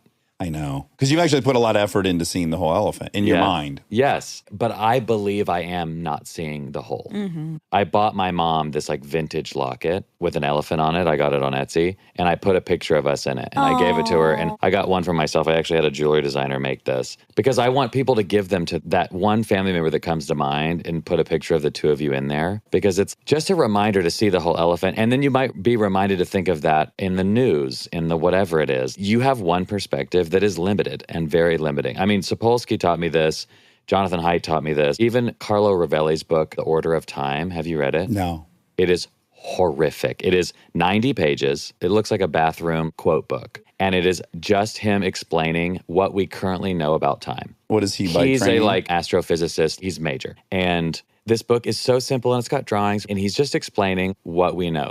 The only reason that time exists is the transference of heat. Time is heat going from hotter to colder or colder to hot. But anyway, he's explaining to this, and I'm feeling my brain come out of my nose and dribble down. And basically, the crux of the book is reality is counterintuitive. The way our brains evolve to understand reality is purely based on survival. The fact that we've gotten this far is very lucky. Our intuitions are not true. Yes. Yeah. And so I remember thinking that as a 12-year-old. You know, when you're a kid and your brain starts to think big thoughts and you're like, has anyone else thought this ever in history? I was laying in bed thinking about eternity, and space. And I remember imagining hurtling through space. And I was like, there is no way space is infinite. I can't picture infinite, so it must have an end. So I imagine getting to the end of space.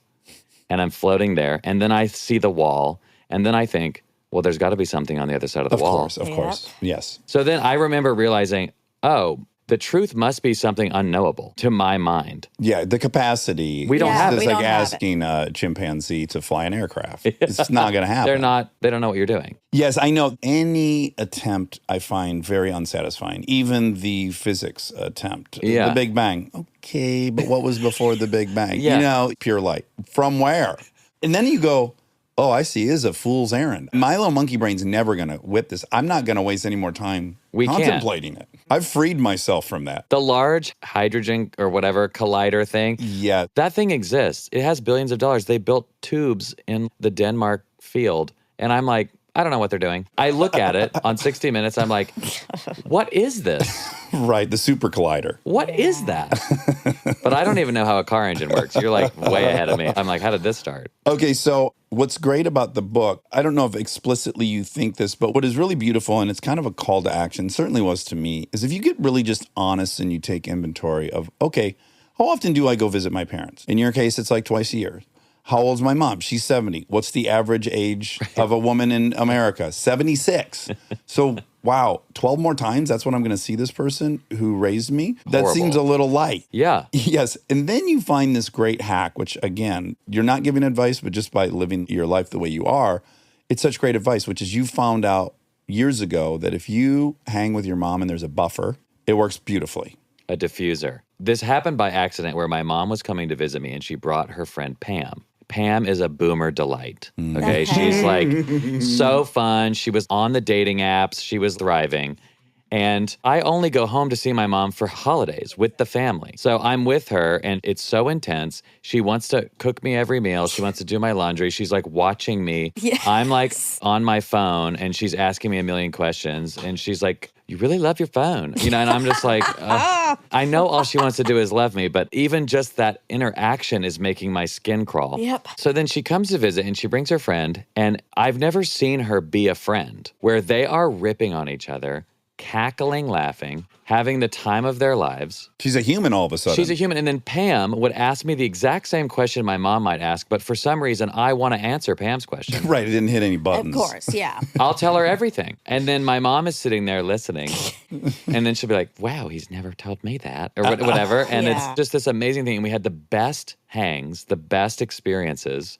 And we had so much fun. And I got this memory with my mom. And I got to see her in this way, being funny and sweet Playful. and the butt of a joke and the jokester. Well, you got to see her at the center of her life. She's not ever at the center of her life in your story. She's your mom. She's a Yes. piece of your Satellite life. staring at you. It's a way to see her as she's the center, you're her son. It's so sweet because I think most people don't really experience that. My whole childhood, it wasn't like they were cackling in the den having wine. My mom was just my mom running around taking kids to school. It didn't cross my mind that she was a 20-year-old girl who got older. Yeah, Yes, exactly. Yes. And so you turn this realization into a trip to the Alps, which is hysterical. What's the woman? I wrote it down. Glenda. Glenda. So you, Glenda, and your mom, you go all over the Alps. You drive around. It's a huge success. This interview is going to be 7 hours long. But one part that really struck me that I liked about it was you talking about stealing a moment for yourself and going out to the Mediterranean and walking on some pebbles and having the moment where you think, this is for something. Why does everything have to be for something? And then I was just thinking that we have really great framing for that mental debate, and I think it's Kahneman, which is, you have two selves. So is that trip your experiential self's favorite thing? No, but you're also servicing your narrative self. It's just as important to you. So are you the type of son who takes his mom and her girlfriend out? I think it's easy in those moments to compare it to your experiential self and go, this isn't really that fun for me, or it's not what I might want to do, but I have to do it. As opposed to just going like, no, now I'm in narrative mode and this is very fulfilling. And the objective is exactly what's happening. Well, and double helixing your life with those two modes is so important. Yes. Checking in on both of them. Are you pure narrative? Because you've met people who become doctors and lawyers, And they're miserable. and it's pure narrative. yes. Yeah. Pure experience, and then they're in their They're mid-50s. dead at 27. Or they're dead at 27, Yeah. and they're like, whoops. I think the growth for both of us would be when you're in those zones, shut off the fucking hater and just be in the zone and go, no, I fluctuate between these two zones. I don't need to contrast them with each other all the time. It's funny, and I don't know if you've felt this in your writing. Part of the narrative self for me is also I am a memoirist. And so I can't get too enlightened. Right. Yeah. I need to still hate myself and feel shitty. I need to stay messy. That sounds like I could actually be too enlightened. I don't think I can. I am also like an Enneagram 7 visceral Sagittarius, Topanga Canyon. Let's say it this way. I think the arc of self-actualization versus the arc of drama are going in opposite directions. My best state when I'm working a program perfectly and someone irritates me and I get a resentment and I do my inventory and I realize it's about this fear from a long time ago and we don't need to have that resentment. Well, what I've really done, the goal of all this would be really to have to reduce this terrible friction I have with other people. And what is story other than friction and drama? So I relate to that a lot. I think like if I wait too long to write anything, you got to be a little resentful of people to write about. You got to have these things. There's got to be a reason to read it other than just in Oprah's Grove. Yeah, like all these things happen to me and I was never affected by them because I'm so self-actualized. Great. Why did I read this? Yeah. I guess people want to get there, but Yeah. But there's a punchline to this. So you have great success with that trip to the Alps, and then your mother suggests for the next trip that you guys take a cruise. When you explain to Monica the cruise, because I think this is incredible. the cruise is the dream deferred. So my mom and I have wanted to go on a cruise together for years. We love cruises. This is a question I would like to ask the audience. Yeah. Which is, what is something panned by your community that you love? Malls.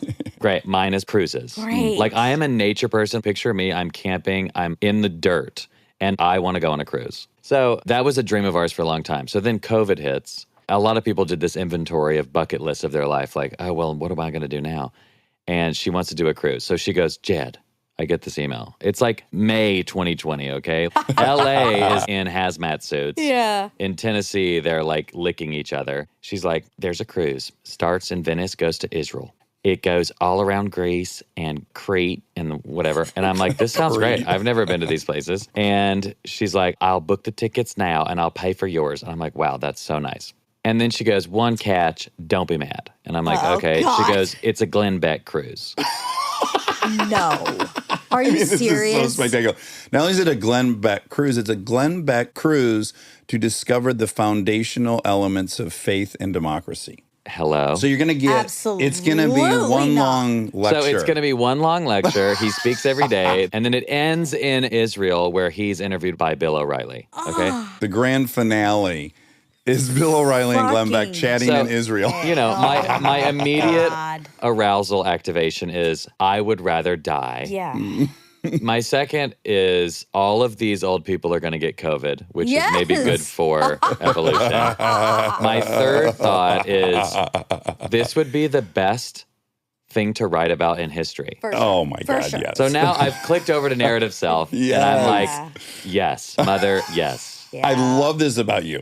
But what's so funny is that this is a boat, a huge boat, full of certainly non-vaxxed humans. Italy is, you can't come here without a vax. Right. And Israel. And Israel. And they're trying to do this in November of 2020. Oh my God. No, I'm sorry. November of 2021, because that's when the vax existed. And I'm like, Mom, this is not going to happen. And she's like, well, I'm praying. Power of prayer. So anyway, she starts to email to be like, hey, is there an update? It's now August. I have not heard from the cruise company. Not one word. Europe is locking down. Omicron. So then my mom starts Hail Marying in the emails. She's like, I am a woman in her 70s. I spent all my savings on this. Like, I'm going to go destitute. She sends them like 20 emails. She's got a paper trail. There's not a word. She's given them like 10 grand. Oh my God. And then a month before the cruise was supposed to leave, still no word. She sends a final thing like, I'm going to have to find a lawyer. And she just gets her credit card refunded. No. And they never said a word again. And then I say, Mom, I'm going to write about this in the book. And she goes, I wish you wouldn't. I don't want to badmouth Glenn Beck. Well, Barb, I can't imagine he was overseeing the email communications. That's true. Yeah, He was we probably- could cut him that allowance. Yeah. He probably wasn't involved at all. Yeah.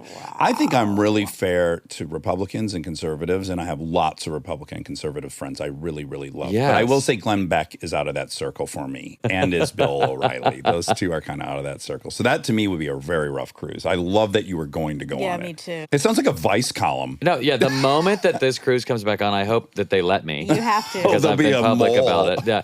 But I'm ready because A, the staff, I can't wait to smoke cigarettes with them secretly and talk about everything. Also, I want my mom to find a husband. What a dream. Aw. She's like on a love affair, love boat. Hello. I'm just picturing there's so many things that could happen. Yeah. Opportunity abounds. And I love a boomer conversation. I love it. Yeah. Okay, so in place of that, So then that is finally canceled. And I'm like, well, I've got this time that I want to spend with my mom. I'm excited to make this memory with her. Also, COVID is killing older people. So now I'm extra desirous of spending time with my parents. And I've gone on adventures like this with my dad. I was raised, like when I graduated college, we did a motorcycle trip across America. Wow. We've done these things, but not with my mom. And I'm thinking, well, I've always heard my dad's perspective of the walk. It's so famous, but what's my mom's? I pitched this. I'm like, Mom, we're not doing the cruise. What if we retrace your walk across America on a mother-son road trip? She goes, oh, I would love that. Let me fish out my journals. I had never known she had a journal of every day for 3 years. Wow. From age 29 to 32. Every day of her first 3 years of marriage and love with my dad. having been swept off her feet in New Orleans. Swept off her feet on this great adventure, interviewed by magazines, followed by National Geographic. It's in her own words at the time, like your journal from 9/11. Like she could have never remembered it the way she said it. And then we're going to these places, which she hasn't been back to for 40 years because it's so activating for her. And we're going to these towns and she's seeing them and reading from her journal. And it was very profound. And seeing her as a 30-year-old Yes. in her own words. How special. I really am curious for your daughters. In the modern world now, for Gen Alpha and below, there's so much footage. Hopefully it doesn't just disappear in the cloud. You could really see your parents and hear your parents talk in every stage of their life millions of times, which is very cool. I will say those videos are even so powerful for me. It doesn't happen often, but twice a year we're in bed and we go down a little rabbit hole of watching videos from when they're little. I kind of have the opposite problem, which is I have so much self-negative talk and so much disappointment in myself and never hitting my goals. But I see those videos and I was like, I'm holding that baby. Half the videos are me dancing with Lincoln as a baby. I'm so glad that exists because I've already backfilled But I didn't do could have that done enough. better and Yeah. I should have been better. So in that way, it's helpful to my own narrative. It's so hard to stay on topic, but I'm so happy that we're living in this moment and I'm thinking 10 years out. One of the things I miss the most is my grandmother's voice. She was so fucking funny and so cool. And she died in 2010. There's very few clips and I don't remember it sometimes. Yeah. And I'm thinking, my parents are writers and there's a lot of footage of them speaking and audiobooks. And I can feed that into AI and it's also their words. And I can like, when I'm 80, ask my mom a question. What would you do, Mom? And my mom's voice will come out and be like, hey, honey. First Yeah. step, have some colloidal silver. I want to also feed it all of her voicemails because that will be so nostalgic to me. So we go on this road trip and it's retracing her steps. And it's so profound to see her eyes and little moments. I'll like see her face as a 30-year-old, like a twinkle, which if your parents walked across America, take them on this road trip. Couldn't recommend it enough. 10 out of 10. And it's so honoring to a parent. Certainly most kids don't ever actually look back and be like, wow, look what you did. Yeah. And especially if it's complicated and they have a lot of reasons to be hurt by it. I think about the narrative self of I want to be proud of the son that I was. Yes, And the person that I am in general. I just want to be proud, and I am. you should be. It feels good. I asked you if you would read a little bit of the book to us because we had Sedaris do it and it was so fun and you're so charismatic and I would like to hear a little bit. Based on the vibe, I need to figure out what is the right zing. You know, at certain times during this, you don't not look like David Beckham. Are you picking any of that up, Monica? It's hard because we just saw Jim Rash in a thing. Do you know Jim Rash? He's a comedian. He's so funny. He also wrote Sideways. Descendants. Oh, The Descendants. Oh my God. Yeah. Love. He's incredible. He was also the principal on Community. Oh, I know who that is. You guys guys have have the this exact same voice and you identical. don't look dissimilar either. And it throws Oh. me. The pace of the way that I speak, you know how sometimes you don't even say anything funny, but just the way you're talking, someone says, oh my God, you're so hilarious. You just said like pass the olive oil. Yeah. But yeah. it's the cadence. A woman at the airport yesterday, I was just describing a restaurant in Echo Park and she was like, are you a comedian? I'm like, no, No, you have a very sing-songy delivery of all thoughts. which is my mom and my dad. Okay, this just is kind of a summary of our conversation. We've been on this road trip for 4 days now, seeing only each other, talking only to each other. Normally, spending too much unbroken time with my mother activates my flight response. But now we're ending day 4 and I'm enjoying myself. I like talking to her. I like hearing her stories. Even when she reads to me from her book or her notes, I gobble it up. Maybe it's because I know I'm going to write about it. The curiosity of the journalist diffuses the nature of the sun. Mom is looking for our hotel reservation in her emails. It's not coming up. I glance over to her phone. The font is huge, thanks to her aging eyes, and I see her inbox. I just see the subject line. China invasion imminent, how to prepare. Voter fraud proven. Real Republican Daily, and Daily Prayer for Patriots. Wow. My mom is a conservative, but also an individual. If the government says something, she wants to believe something else. If a pastor says something she doesn't like, she'll read the Bible herself and articulate her challenge. She is the queen of doing her own research. This usually comes in the forms of health remedies, colloidal silver, chemicals in our foods, diatomaceous earth, 5G radiation.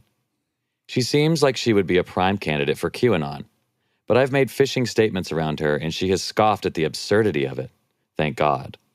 What is the tipping point where a conservative becomes alt-right? Why does someone listen to Rush Limbaugh and Sean Hannity, but not InfoWars? And what could be said of me? Why do I love Michael Barbaro, but don't watch Rachel Maddow? Great. That's the perspective taking thing. You're like, well, what about me? Exactly. Yeah. Because I listened to my mom listening to all these radio shows. Well, that was a really interesting thing of being on the road trip is when you're driving, you know, I drive around LA alone all the time. I listen to whatever I want. The experience of listening to something with someone who is not exactly ideologically the same as you in the car, all of a sudden, your brain hears everything new. Yeah. Yes. You get very self-conscious. You're like, oh my God, they just said this or whatever. And you hear it and you would never even think about it. So trying to find something that we can both listen to is not easy, even NPR. We did a live show with Dan Savage in Seattle. It would never cross my mind how he's talking one iota. But I invited basically my old mother-in-law and father-in-law. We weren't married, but we were together for 9 years. Yeah. And I fucking loved them so much. And they came to the show.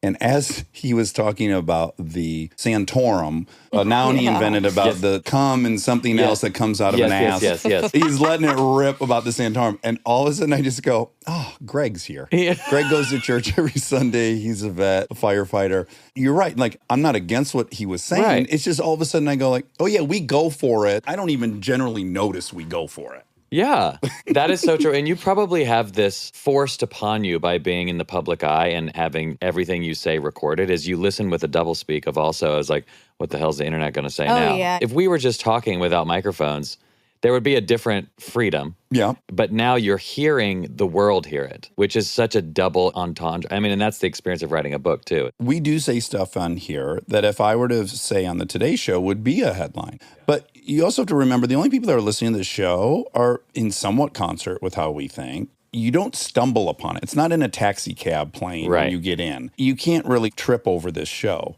So in that you get a little bit of confidence that is probably naive, and occasionally it does seep out into all the regular media channels, and that's when we hear crazy stuff, and then I'm reminded of that, and then I'm disheartened by it, and all these things. It's just when it permeates the bubble that we've created, and it is a Today Show story, and then you get the full brunt. Right. You're both so vulnerable and raw on these shows. So if people are diehard fans, you feel seen, and you feel, I would assume, that's how I feel as a memoirist. In order to like my work, you have to like sit for 12 plus hours Yeah, and you feel like something. us probably if you're listening to all of our stuff. It's different than being an underwear model or something where they're dying for you and they don't know anything about you. Yeah. Which you've probably experienced both sides. Well, I have. One came with no self-esteem and one does, which feels wonderful. Yeah, it's very rare. Everybody wants that to some degree, and that's what you Yes. should get from your community. And that's, I think, one of the most insidious thefts of fame,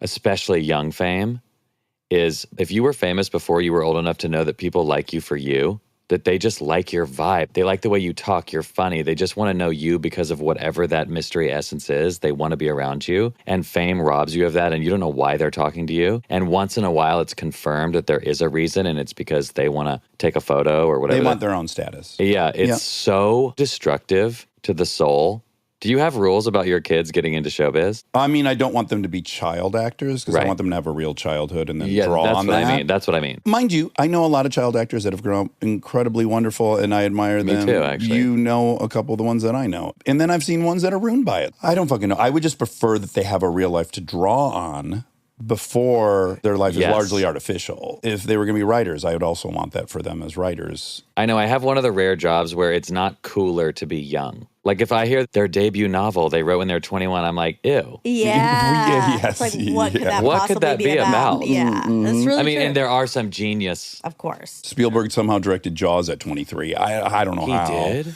Yeah, we were just there and we were looking at all these sites and someone pointed that out. We'd have to fact check it, but I think that's right. I think he directed fucking Jaws at 23. So yeah, there's people, but I'm not one of them. No. I want to hear one more passage and then I've earmarked one fun dance for us potentially. Oh. What's the longest interview you've ever given? Where, I mean, you knew you were going to edit it, but like you just were talking forever. We've bumped up against 4 hours, I think. With who? I'm obsessed. 3 hours for Justin Long, I remember. Hundreds of episodes. Are you at 1,000 yet? No, we keep pretending we Not are. 1,000. We're like But 700. your brain must like naturally feel the shape of the episode as it's going. Yes? or It's no? heavier on Monica's shoulders than mine. Yeah, I You do. feel it. I do know. And I'm She'll like, I'll turn. stop Mini it. mind. I'll stop. I know I'm stopping it here. Well, also, she'll You get should do like a. her energy will I know. change occasionally. And I'll look over at her, and she's fully now in the Editing. editing mode, and she's like, "We are fucked. None of this is we kind of I'm go just How are we like, gonna can tie we this? move And I can on? feel Like it, and this- I'm like, okay, I can feel I'm making a mess for her. That's amazing. Yeah, I try not to make a mess for You do her, a but good job. I feel it. So this is a scene where I've gone to the restroom while we're checking in a hotel, and I come back to her berating, talking to the poor Indian man who works at the front. Oh, Oh, this is going to be very activating for Yep. you, Monica. Yeah. Speaking of acting. It's very sweet. It's become a beautiful restaurant. The post and beam ceiling is gorgeous. A huge stained glass wall that I had commissioned is in a big dining room that was in the kitchen. Get your phone out and I'll put you in. You have Instagram? She says. Yes, ma'am, I do, he says. She takes his phone, slides her reading glasses onto her nose, holds the phone at just that mom distance, and begins typing with one finger. Here it is, she says, handing it back. Oh, it looks beautiful. Yes, you have to take your brother there. The food is delicious. They have a world-class chef. Reba McEntire eats there, Oh my God. which she did once, maybe. He is smiling. Is he enjoying this rapport or waiting for it to be over? I can't tell. He hands us the keys to our room. I put you in our biggest room, he says. We go up the elevators, and the room is gigantic. Not in a luxurious way, in a converted conference room way. The beds are a mile apart.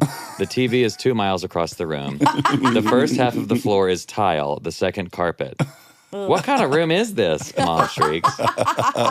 The bathroom door doesn't exactly close because it is a barn door on tracks that just slides over the doorway. He gave us the biggest room. It isn't exactly fancy, but I'm grateful. This is nice, she says, unpacking her toiletries and nightgown. Mind if I take up the bathroom for a minute? She asks. Not at all, I say, and she shuffles in there with her bag of things. The sliding barn door doesn't close properly and leaves a couple inches visible. I watch her fight the door. I can feel the strangeness. I should not have a millimeter of visibility into the bathroom. What if she wants to use the toilet? I turn the TV loud so she can assume I'm distracted. I choose to be distracted. There is weirdness in the air. I never heard the toilet flush. She slides the barn door open and her face is glistening with oil. She sits in bed, kicks up her feet, puts on her reading glasses, and takes her phone into both hands. Phew, my feet stink, she says. They don't tell you that when you get old, your feet stink. This is her move. She complimented the man about his thick, luxurious hair at the rental desk in the Alps, Yeah. and you guys got a BMW upgrade. And I'm so embarrassed by the way she's communicating with these people because it feels offensive or it Yeah. feels like whatever. But her jovial love, we always get free stuff. Yeah, yeah. They aren't feeling the thing you're afraid they're feeling. Exactly. Okay, I guess I'll start with a primer question. This is the dangerous dance I want to have, Okay, great. but I think it could be equally exposing for both of us I'm in excited. maybe a productive way. Wait, what if I have to pee? Go pee. Yeah. Okay. I'll step out. No, you don't have to. Are you good? Okay. Shall I step in? Hold it. Takes me a while to get it out. Unravel it. I remember I accidentally used a women's bathroom once, and I heard a woman pee for the first time. Which was so much louder. It was like a thumb on a hose. I was shocked. You think it's louder than men's? Well, it was. I could hear the width of the spray. It was so Oh, loud. girthy. More forceful. Yes, squeeze. Yeah. Well, that's because it was probably hitting the toilet as opposed to the water, maybe? Like the way it hit. Hard to Yeah, know we- with the way you guys use those We birds hit of yours. differently. We hit differently. Our pee hits differently. That does. Was that hand wash performative? Or would you have done that if we weren't here? Yes. You would have. Good. I like Because, but He's I will a good say boy. It's forced upon me because I don't really care. Right. Yeah. My thing is my dick isn't dirty and I didn't put my hands in my, My urine. hands are dirty. My Right. dick I is wash my protected hands all the time. occasionally before I pee, but then Yeah. I don't after. I want to keep But my not dick everyone clean. wants to touch your dick skin. My you know? dick is very clean. Well, it never we goes don't- It doesn't, outside. yeah, it doesn't touch anything other than, but I guess there's some urine from a dribble that's on the inside. Yeah, I don't know. I don't know. Okay. Okay, dance time. I can't wait. Let me start with the question. Have you seen a pattern in your own life where you are judgmental or annoyed at people that are exhibiting a character defect you also have? Yes. I will never forget, and I won't say the name, but my friend, when I was down at Invisible Children, was like, there is this guy coming in town that is you. You are twins. You are soulmates. This person is you. When I met him at this party, the self, like, is this how I come across, was so devastating. But that's great. I mean, I love it. You know, like, that's just what life is. I've had a few of them that really punched me in the nose. And in fact, Bradley Cooper was one to point one out. After I relapse, I won't say the name either, but he's like, kind of brings into perspective all your resentments against so-and-so for being full of shit. For lying. And I was like, oh, that's exactly what was going on. I see another liar. Do you think that that experience is the fact that, sorry that I just love this phrase that you've given me today, our narrative self is actually not real, or what we imagine ourselves to be is this image that we think we are, and then when you find out the way people see you is divergent from that image, that it sucks? Why do we find that so activating? That I'm a hypocrite?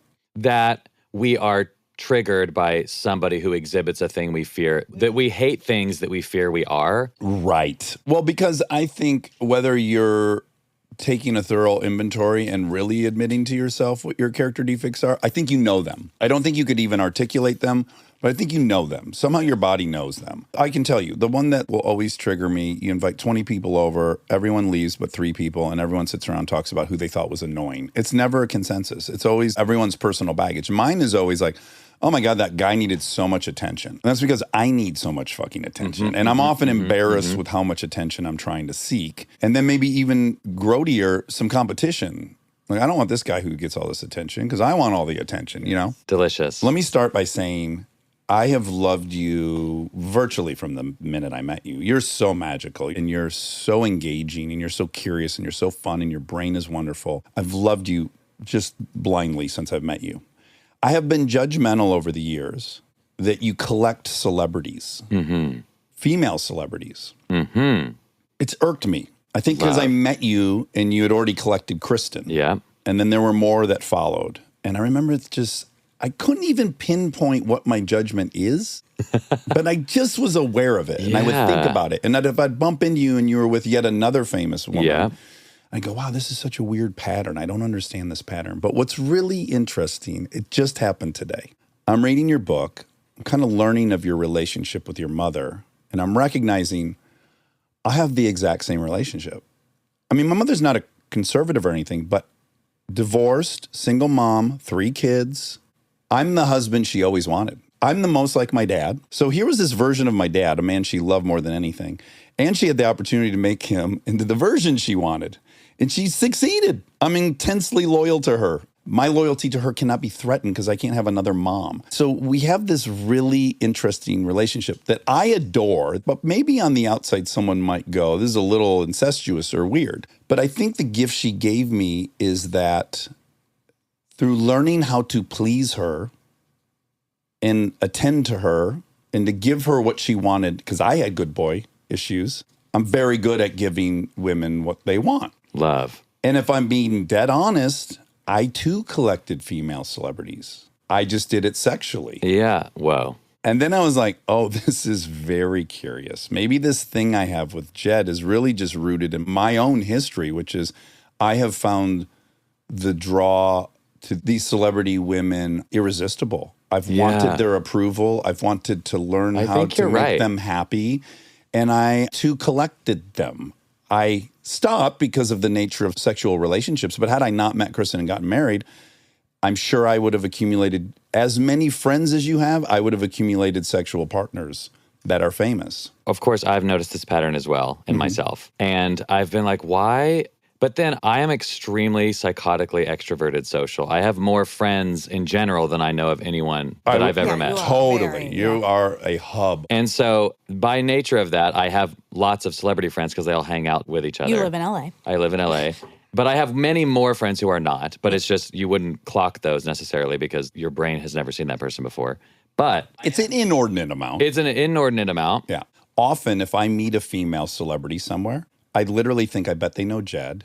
And very often they do. Yeah. Yeah. Well, I've never thought about it being this like, I have thought about why do gay men love Cate Blanchett and love all these female actresses? I do wonder, and I actually write about it a little bit in this book of like, why do gay men especially love middle-aged women? Yeah, it's this whole mother thing. And I really do think you're onto something there where at that age, and there is some loose research that says that when a mother has a stressful pregnancy, it can have cascading effects on creating a gay son. Oh, really? Because gay boys are obsessed with their mothers and they're peacemakers because they have both genders in their mind. So they can talk to the men and they can talk to the women. Gay men are obsessed with gossip and knowing what's the tea because we're like socially obsessed. Well, your life depends on it. There's a really good reason. I would say there's definitely something there. I would say the first celebrity friend I had was KB.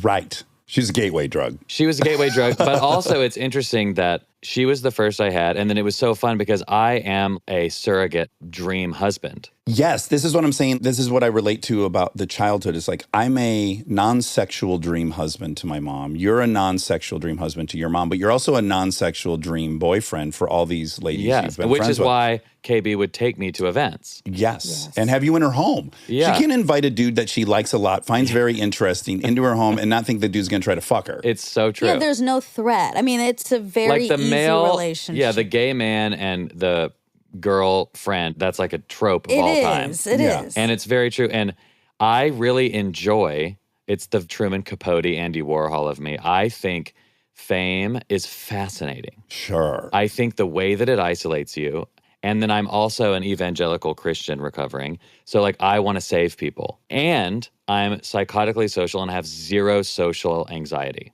So like I will walk up and talk to Michelle Obama right now. Yes, Right. yes. I feel it's incredible. nothing. Yeah. And that combination of things gives me access to be like, I'm going to go talk to her. By the way, no one talks to her, or she's developed such an incredible algorithm to see who's full of bullshit or wants something from her. And I just want to have an Aperol spritz by the pool. Yeah. And she's like, oh my God, me too. And I'm a writer. I have unlimited free time.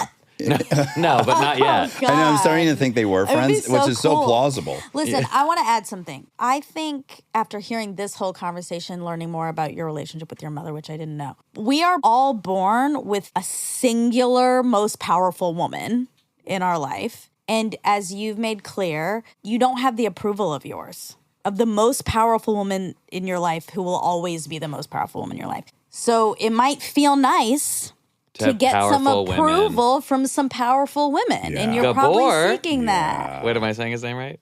It's hard. Gabor. Gabor. Gabor. Gabor is in the room. This is exactly the truth. That's what it is. And I feel that I'm looking for powerful women to approve of me. And it satiates something so fucking deep that I am unaware of it. It's like, I don't even know that I'm arm candy for another gorgeous actress. I'm just like, oh my God, I went to this thing, met her. Oh my God, we cackled. She invited me over. I don't even know it, but I'm actually just trying to get my mom to say, she does I all approve of three you. things. Yes, Yes, you're getting love, the- like, and approve. The best facsimile you can get. yeah. Mine's a little different. Mine was, I have a bunch of secrets. One of them's carrying around being molested, and I think everyone will think I'm gay if this comes out. And then also having this naughty dualistic nature, which was I was perfect to my mom, but I also was an addict, got fucked up and did all that kind of stuff. And then so just, pervasive low self-esteem. And for me, if this person of very high status and all the options in the world would pick me, I can prove to myself I really am worthy. It doesn't work. It works for like 5 minutes. But then you do the thing we were talking about earlier is you go, well, this person must not have been as special as I thought. It can't penetrate the low self-esteem. I have to generate it on my own for it to work and to be sustainable. But I certainly sought it insatiably. I'm realizing as you say that, my sexual self-esteem is so profoundly low that the thought of a high-status man isn't even interesting to me. Right. If a high-status man was attracted to me, I would not even perceive it. Right. Which has happened before. Yeah. And I'm like, I don't know why I'm not attracted. Interesting. Yeah. But now you should make me pay to be on this show. You can Venmo Big me. money. Yeah. $7 or $8. Yeah, because you're protecting yourself. I guess. But I don't For even have sure. access. Even saying that causes no feeling. It's so intellectual. The wall is so strong from here to here. It's just going ping, ping, ping. How interesting. La, la, la. Yeah. So I'm really glad this whole thing happened today because I got to connect those dots and I hadn't been thorough enough in investigating why that was activating to me, which is my own laziness. And maybe it's fun to just sit in judgment sometimes, additionally. And you're so perfect otherwise. It's like the only thing I can really point to that makes I you love human. It's a great reminder that, yeah, what if that was the case? And what if I did that? Am I still okay? Am I still a good boy, even with this flaw I have? And now I'm not speaking for you. Yeah. Because obviously the results of this, whatever caused it, every one of these friends of yours that I meet, they love having you in their life. You're not taking money from anybody. Yeah. You're not trying to use them to catapult you into fame. You're not Capote-esque. Yeah. You're not writing a tell-all about Right. anyone. Never. So the result of it is largely just wonderful on all sides. So in that way, who gives a fuck, really? I don't know that mine's been as productive or constructive, but I think I was trying to fill a hole with people, which is not fair to them. Well, and also the like fucking famous people or befriending famous people. The only reason that that's a conversation is because there's a very visible pattern. Everyone has these patterns. You're dating this thing or that thing to fill that hole. You're befriending this person who has a good job versus that guy who doesn't. You're all doing that just to do something and you're not aware of it or you are. And if the pattern is insanely visible, then you're like, whoa, that's interesting because it's like very clear. Yes, yes. And I would say one of the reasons that it probably irked you is because when you met me, you had the red light of he's taking advantage of her by living in her house and paying like $1 to live here. So that primered the algorithmic review. And I'll add, and this is not her words, I'm not saying she's ever felt this at all, but then protection again over Kristen when you had new friends and spent less time with her. And I was protective of her and saying, well, what have you moved on? Mind Yeah. you, life happened. She also met me and we ended up getting married Yeah. and having kids. And you Well, and became I a would- writer and all these things have happened. I was also feeling, oh, she moved on. Right. That's Right. the thing that this not She really left me. Yeah. fair because this is what happens when someone gets in a relationship. The single person on the outside just has to be like, well, yep, Yeah. I guess that's Soon. just the way life goes. Yeah, and it's happened a million times in my life. Me Yeah. too. Yeah. But then if it's the opposite, if it's you're in a friendship and then you make a new friend, it's like, well, you just left me. But it's the exact same thing happening. One's just societally acceptable. Totally agree. Mm-hmm. Yeah. If someone ditches their friends for a life partner, it And you seems can't begrudge justified. it. You're Exactly. like, that's my dream. I'm dying to ditch my friends. Sign me up. Where's the exit? I do have great friends. Did any of that offend you or is that all No, fine? I'm obsessed. Okay, Are you great. kidding? This is the quintessential thing I like about you. I hope it's something we have in common. It's It like is. everything's on the table. I've always loved the way your mind works because you're a friend of my mind, which is a Toni Morrison quote. I remember thinking I'm open-minded, but having these subconscious rigidities.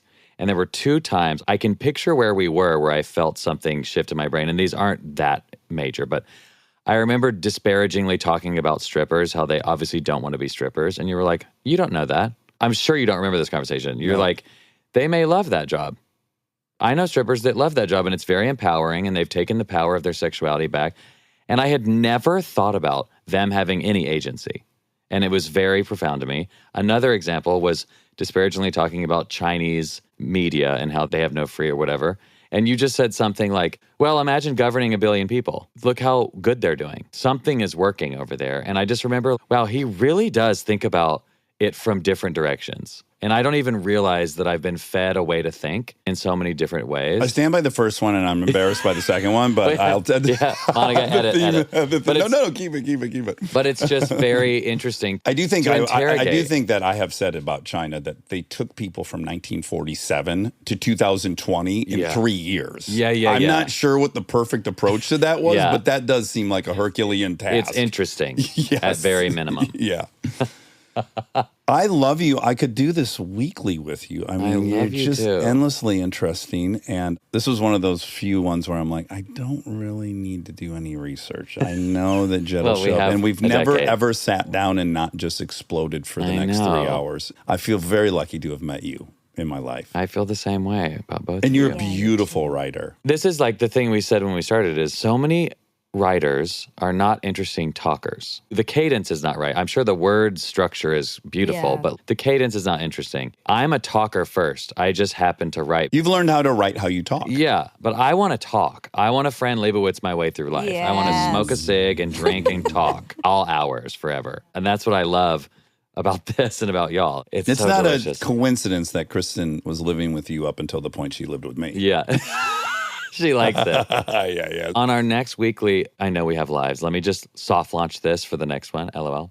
The gay experience is so, like, I'm dreaming. I've entered the 4th floor. I'm in my 40s. I want to have a long-term husband. So I feel so late. But so much of the gay community, especially, is they're all open relationships or, primary partner or how hard it is to stay together. And then I watched that amazing show, Couples Therapy, on Showtime. If you haven't watched it, I watched it all without getting up or going to the bathroom. It's unbelievable. Ooh, I want to see that. Is it like Esther Perel's? It's exactly like that. The show is so well done. But I just was like, I think I want to be in a committed monogamous relationship for the rest of my life. I love the idea of partnership. I love the idea of building something together.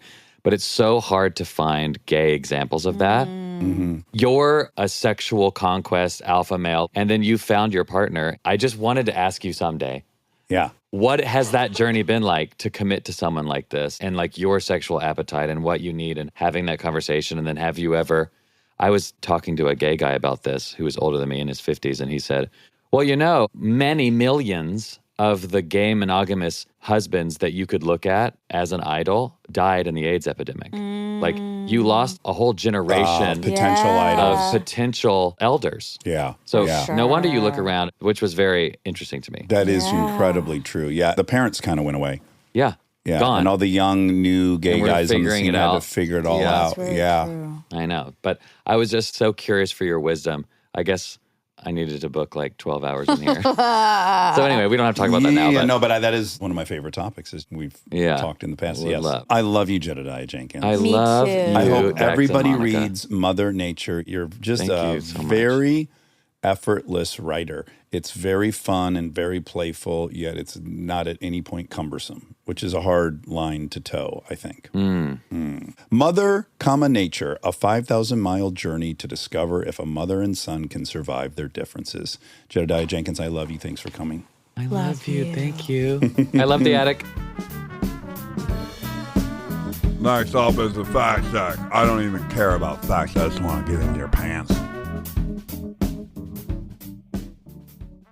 Is it warm Happy there where you're sitting? Thanksgiving.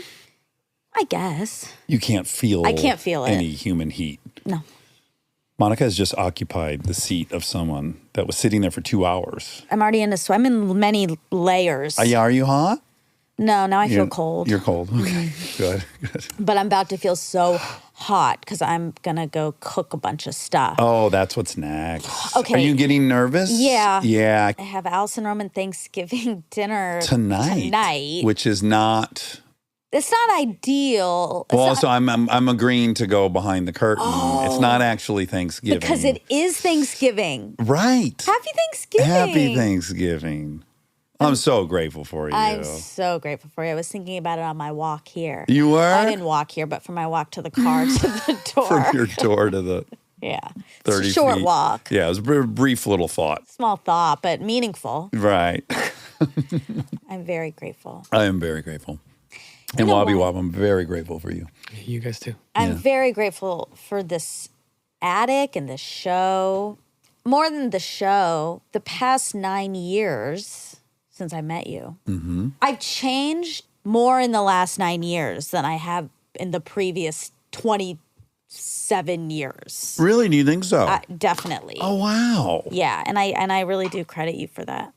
Come on. Yeah, I do. No way. Yeah, I do. I don't think I would be this version of me if you hadn't entered my life. That might be the nicest compliment I've ever heard. That's so sweet. It's Thank true. you. It's really true.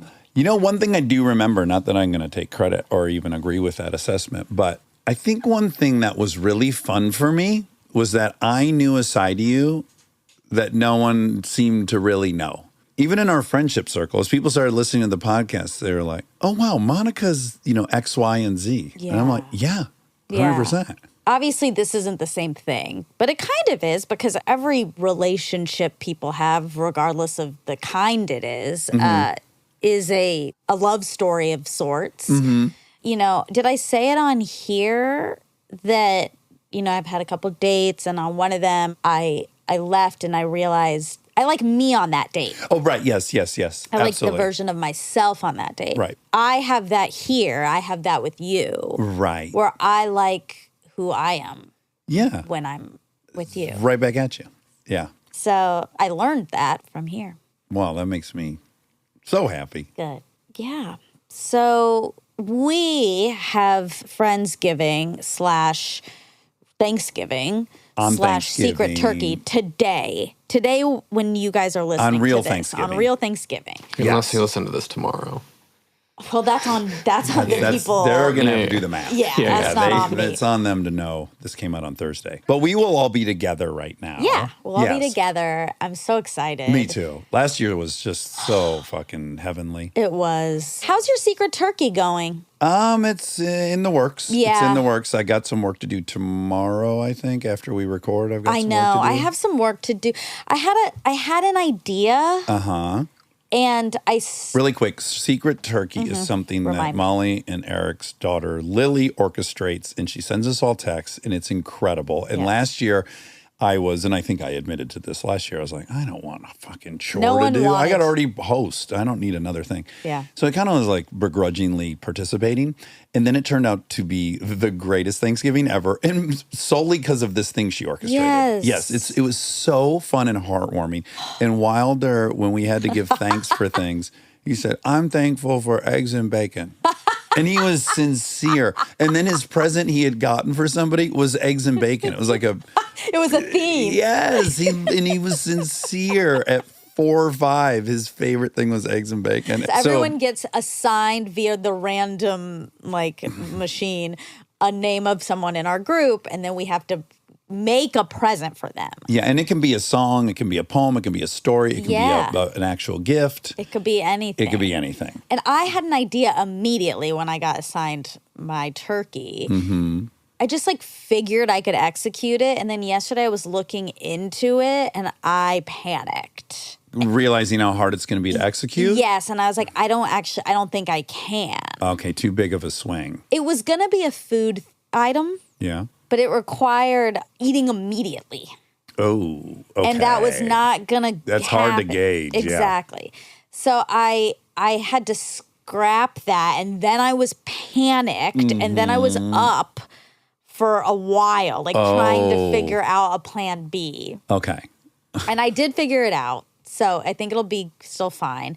But it's also funny because everyone's like Matt texted me today asking me a question, a very specific question Right, about it's- my last year's turkey. And I was like, everyone's just trying to make their turkey It's a little work. stressful. It's It a little is. stressful. Yeah. It is, but it's worth it. Yes.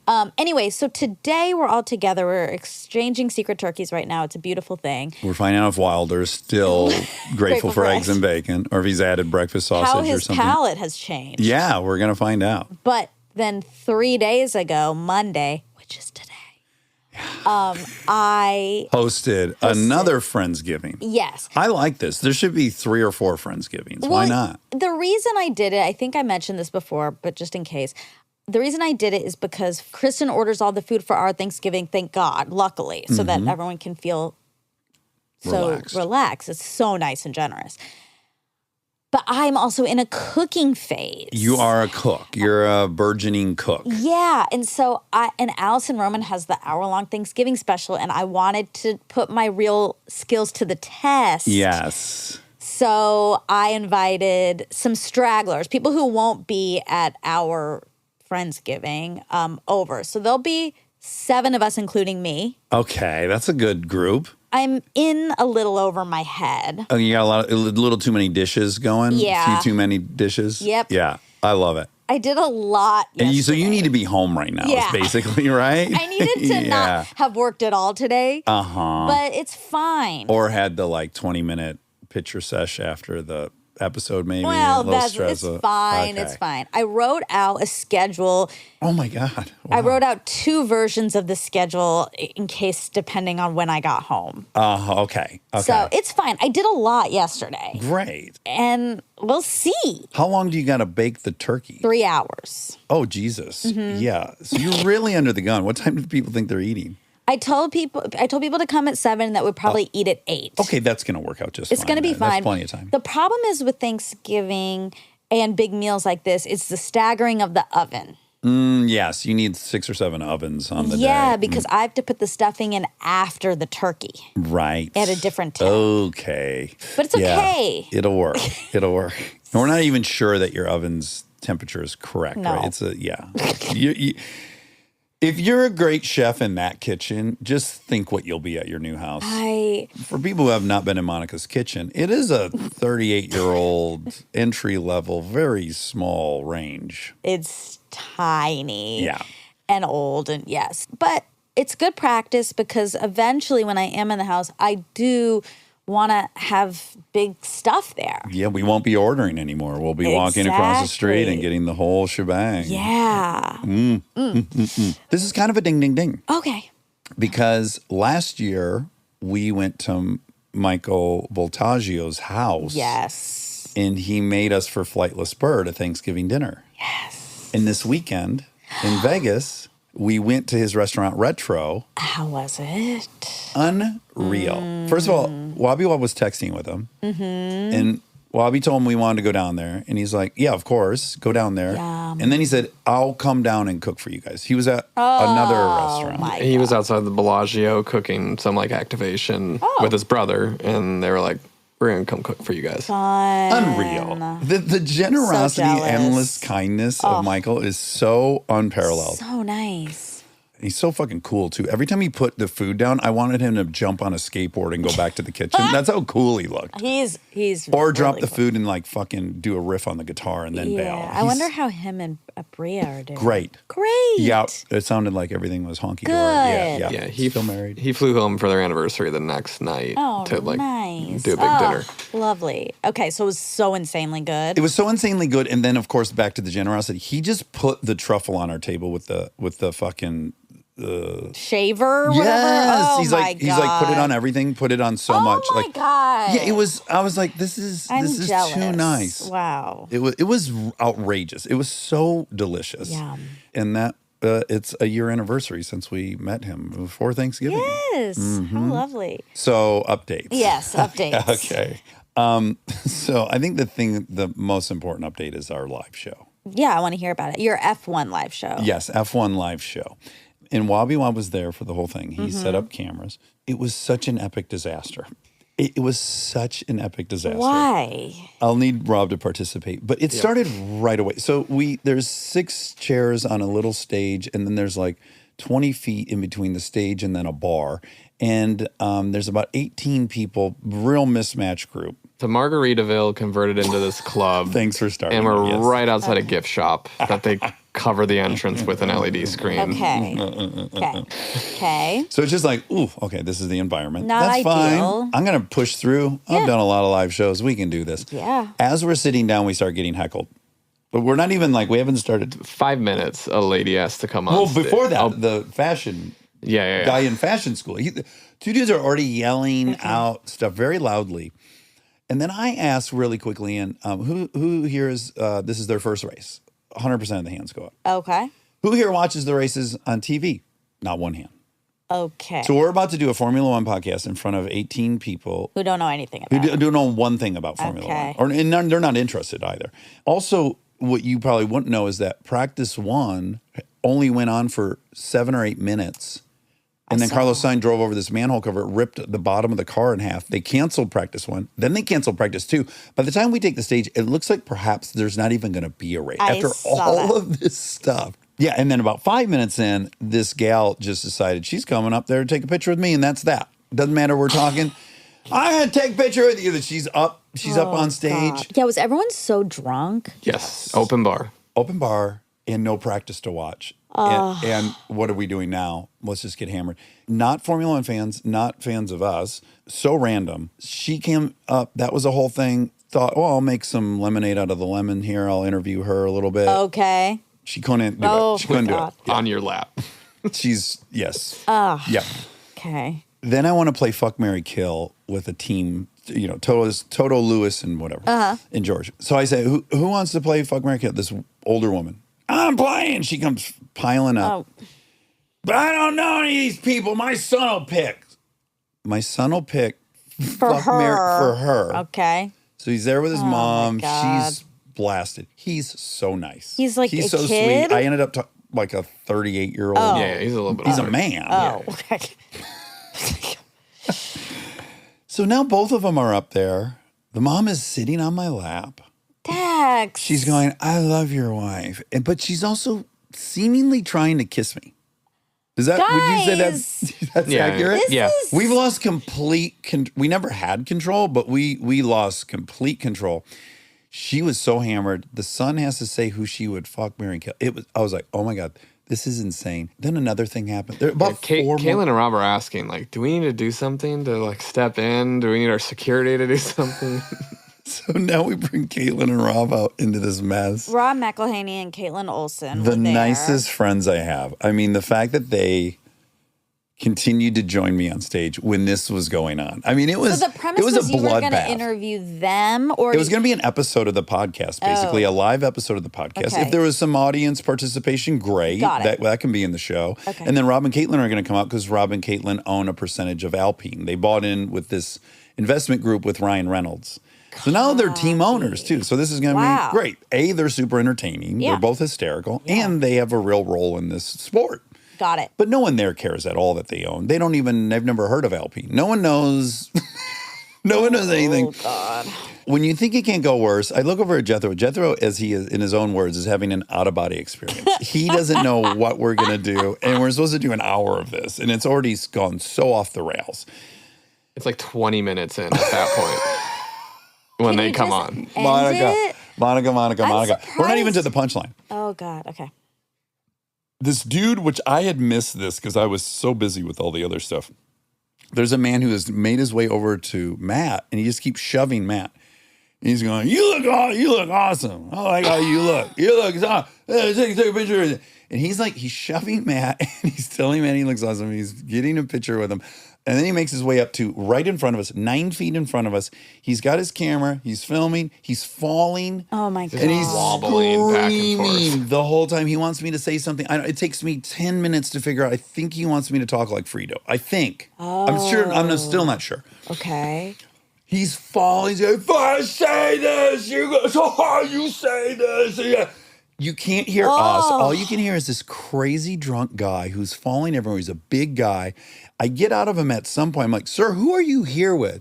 My clients. And I look behind him, and there are like 8 normal people that are his clients. They're loving it because here's their supplier Yeah. who is taking charge of this weird thing they're witnessing. And he is blasted. Wow. There's no getting. There was a very distinct moment, and I can't believe this happened, where I was like, there's a semi-likely chance that we're fighting. Like that we're literally that's what's going to escalate to. That's Yeah. how out of control the whole Yeah. situation was. Oh my God. Okay, listen. Monica. I And you have to imagine my embarrassment also that I've ensnared Rob and Caitlin into this. yeah. Right? I'm having like deep fucking regret and shame that I somehow got them ensnared in this. And you're probably embarrassed. I'm embarrassed, but I'm actually, at this moment, there's no room for that. If, like, Yeah. I'm doing what I can to keep my head above water. Yeah. Because if I let that in, I'm supposed to be the person up there of these 6 people that's in charge. Well, that's why I'm panicking right now, because I love all Everyone. the boys that were there, okay? right, including Wobby Wob. Yeah. But I know that everyone was looking to you. Yes, I felt an extreme amount of pressure to. Yeah, but like you aren't always amazing in those types of situations. And so it stresses me out to think that there wasn't like a me there to say, okay, I think we're actually going to be done now, and us leave. Because shocked you didn't get in a fight. And then Yeah. And I wasn't even mean to anyone. I don't think, was I? No. No, No, you're I never good. got mean either. good. They were like confused that it ended that quickly, but they're like, is he mad? And I'm like, no.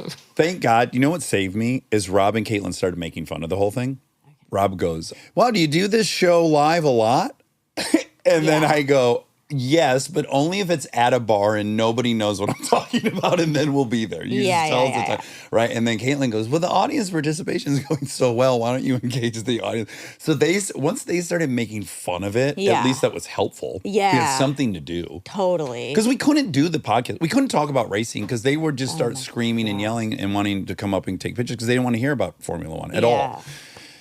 And then I did. I'm like, okay, well, something like this train wreck has come to a close. And all I was trying to do was like, we were supposed to do an hour. Yeah. I was trying to get to 40 minutes. I'm like, 40 minutes, I don't think we're going to get asked to refund our money. And I made about 39 minutes. I think about That's good. 39 That's minutes, I good. pulled the plug. Yeah. But all that to say, I had just been talking about how much I loved in the Groundlings when you would fail together. Yeah. It becomes so much more fun Yeah. after the fact. So after the fact was really fun because we went out to eat late at night and Jethro's processing what just happened. You know, he doesn't have any experience. Well, no one did. Yeah. No one did except for me. So to be able to then navigate the fallout of like, oh my God, that was embarrassing. Wow, that was rough, blah, blah, blah. And then me going, yes, but you will remember this for the rest of your life. Like we have a moment now in our lives. That's lovely. As bonding, like we shared that moment. Yeah. And that is actually weirdly more valuable than it having gone great. We wouldn't have remembered if it went great. True. Wow. Wow. But we did have a great time. We had a great time. Good. Yeah, we had so much fun. Okay, this is for Jed. Oh, wonderful. Yeah.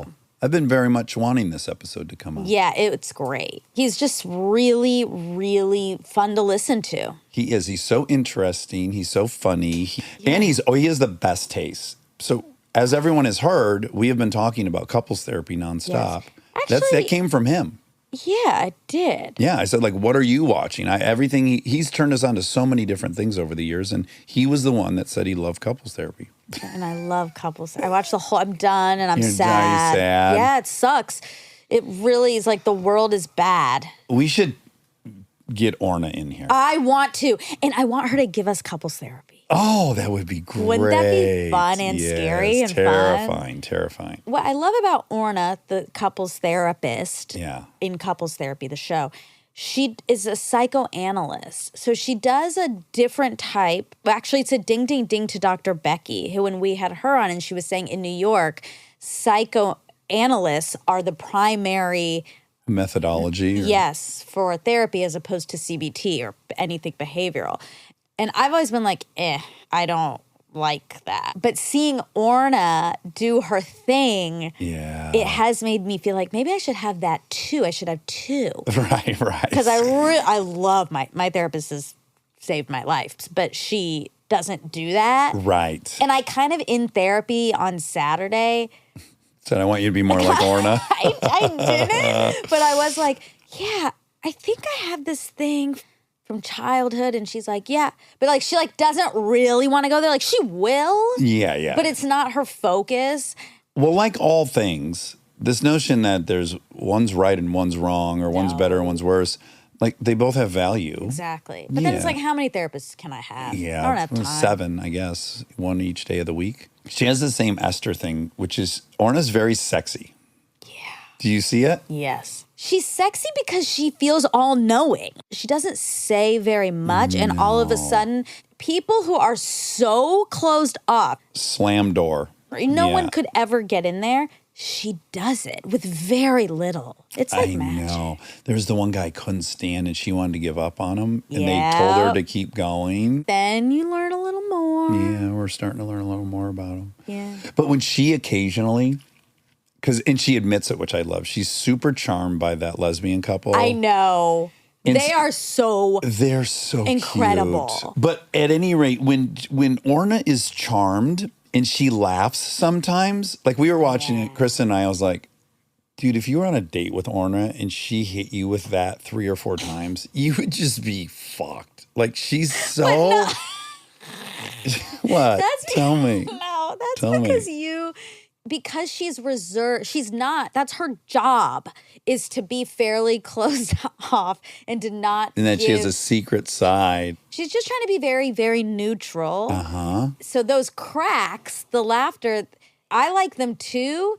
But I also feel like she's messing up. Like she shouldn't be doing that. Okay. But I like it. And of course Yeah. you love it because Oh, I'm you like, oh, there's a secret playful You side to her. penetrated it. Well, no, just there's a secret playful side. She's so serious and sincere, but then there's this weird playful side that is intoxicating. she'd be a perfect match for you because perfect in a bad way. Okay. Because- great. We'll see when I start seeing her as a therapist. Yeah.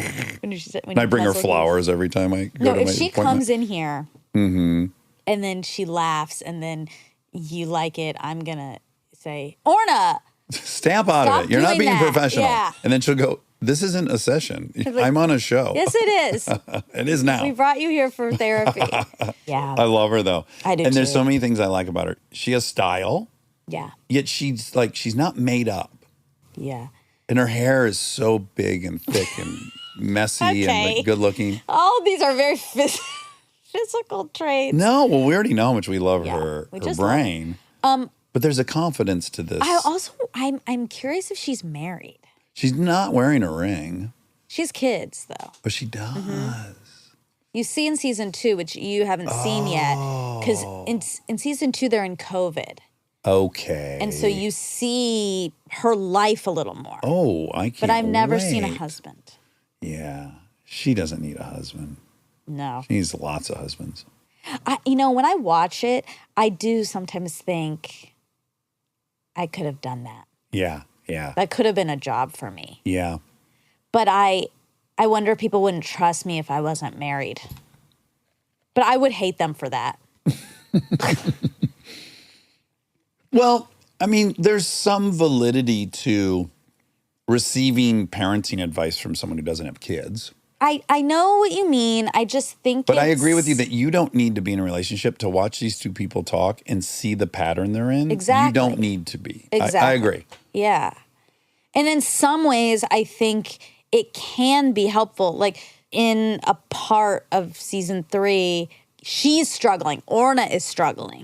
And she's talking to her therapy friends about it. And they're, One of them I don't like. I think he's out to get you don't her. like that man. Mm-hmm, yeah. No, he's right. He pushes her and does. says, why are you so quick to give up on them? Like there's something about Yes. her that's getting triggered, probably from a past relationship. Past gaslighter.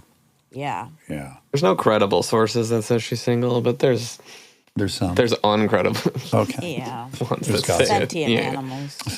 They struck again. I don't want to know. I like her mystery.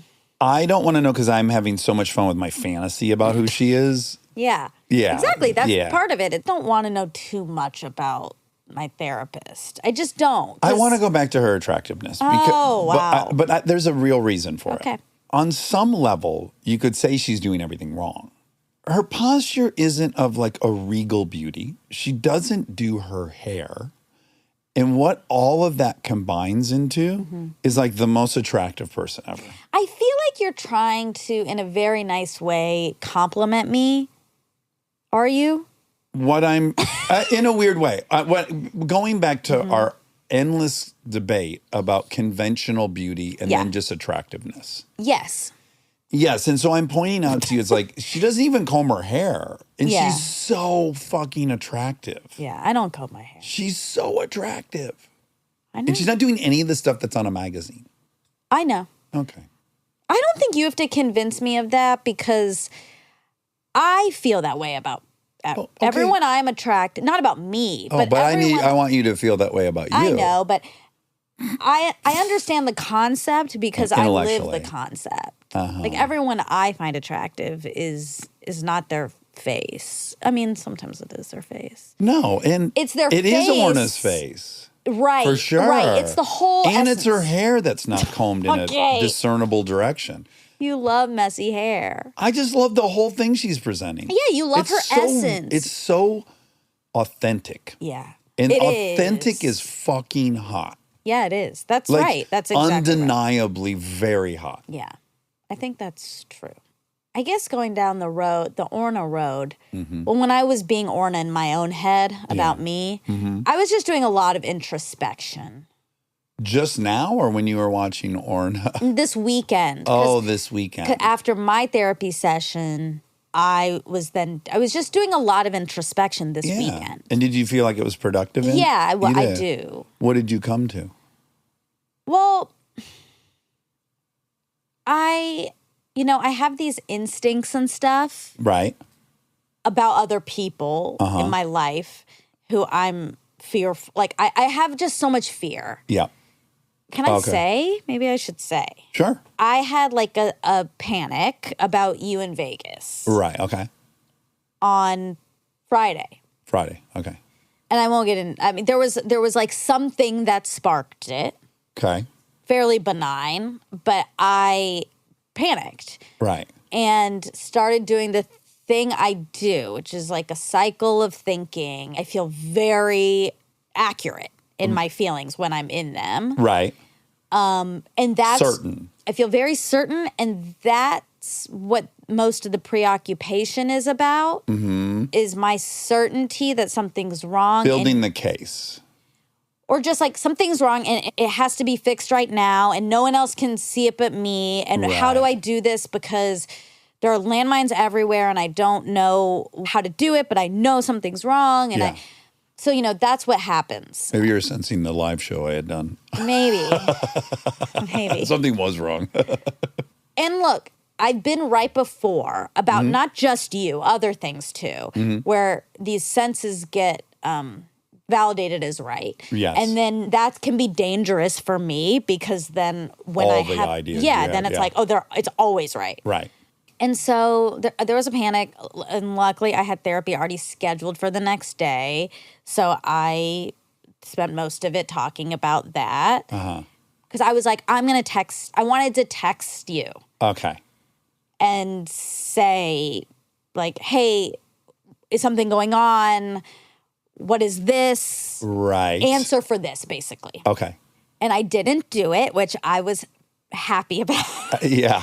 That was new for me Right. to not do it. To not act on the Yeah. fear. Yeah. And she said, well, what do you think doing it would have done? And I was like, well, then he would know I knew, and then he was like, he would what? And I was like, well, then he would stop. Then he's or busted. Exactly. Yeah, then he would know, and then he'd be more scared to do it because he would know that I On to me. know things. And she's like, that's not how it works. He'll find another way to do it, or he'll just know that you're looking and be more sneaky, or he's like, that's just not how it works. Right. And I was That's like, not the math of the addiction. exactly. Yeah. Uh-huh. And it was like, well, what do you mean? This is the endless heartbreak of having a loved one with addiction. Even when you're the parent, you can't. Yeah. That Like your sadly love is the facts isn't of. enough. No, nor is the addict's love for anything else. Yeah, Yeah. exactly. It's like, Yeah. I can't save anyone. I can't save anyone. Right. And she was like, well, what is the real fear? And I was like, well, this is how people die, where they go and no one's paying attention, and it's always me, and without me, he'll die. Right. And then when I said it, and Out loud. I said it out loud, and I really realized, like, oh, I'm afraid he's gonna die all the time. Right. So of course it's like this, it becomes The stakes are as high as they can be. Yeah. Yeah.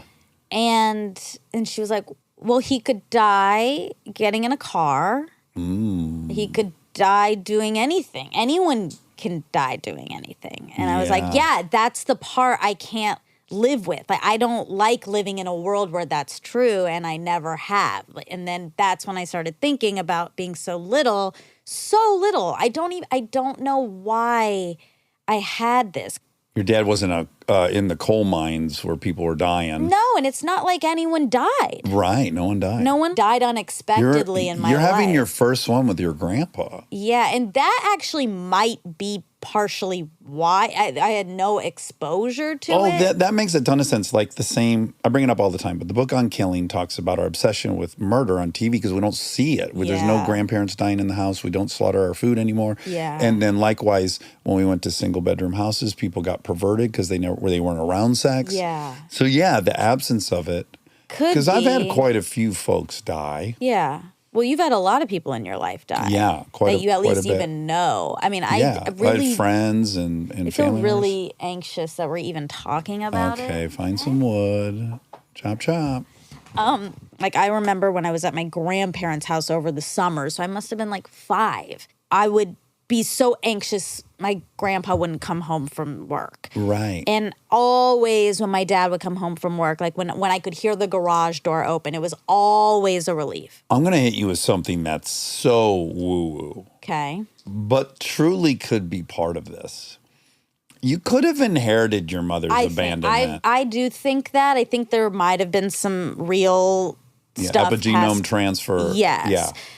Mixed with, I think I must have from a very early age understood that they were targets, especially my dad and my grandpa. Well, I'm going to add something as well. So that's likely it as well. But when you're other, Yeah.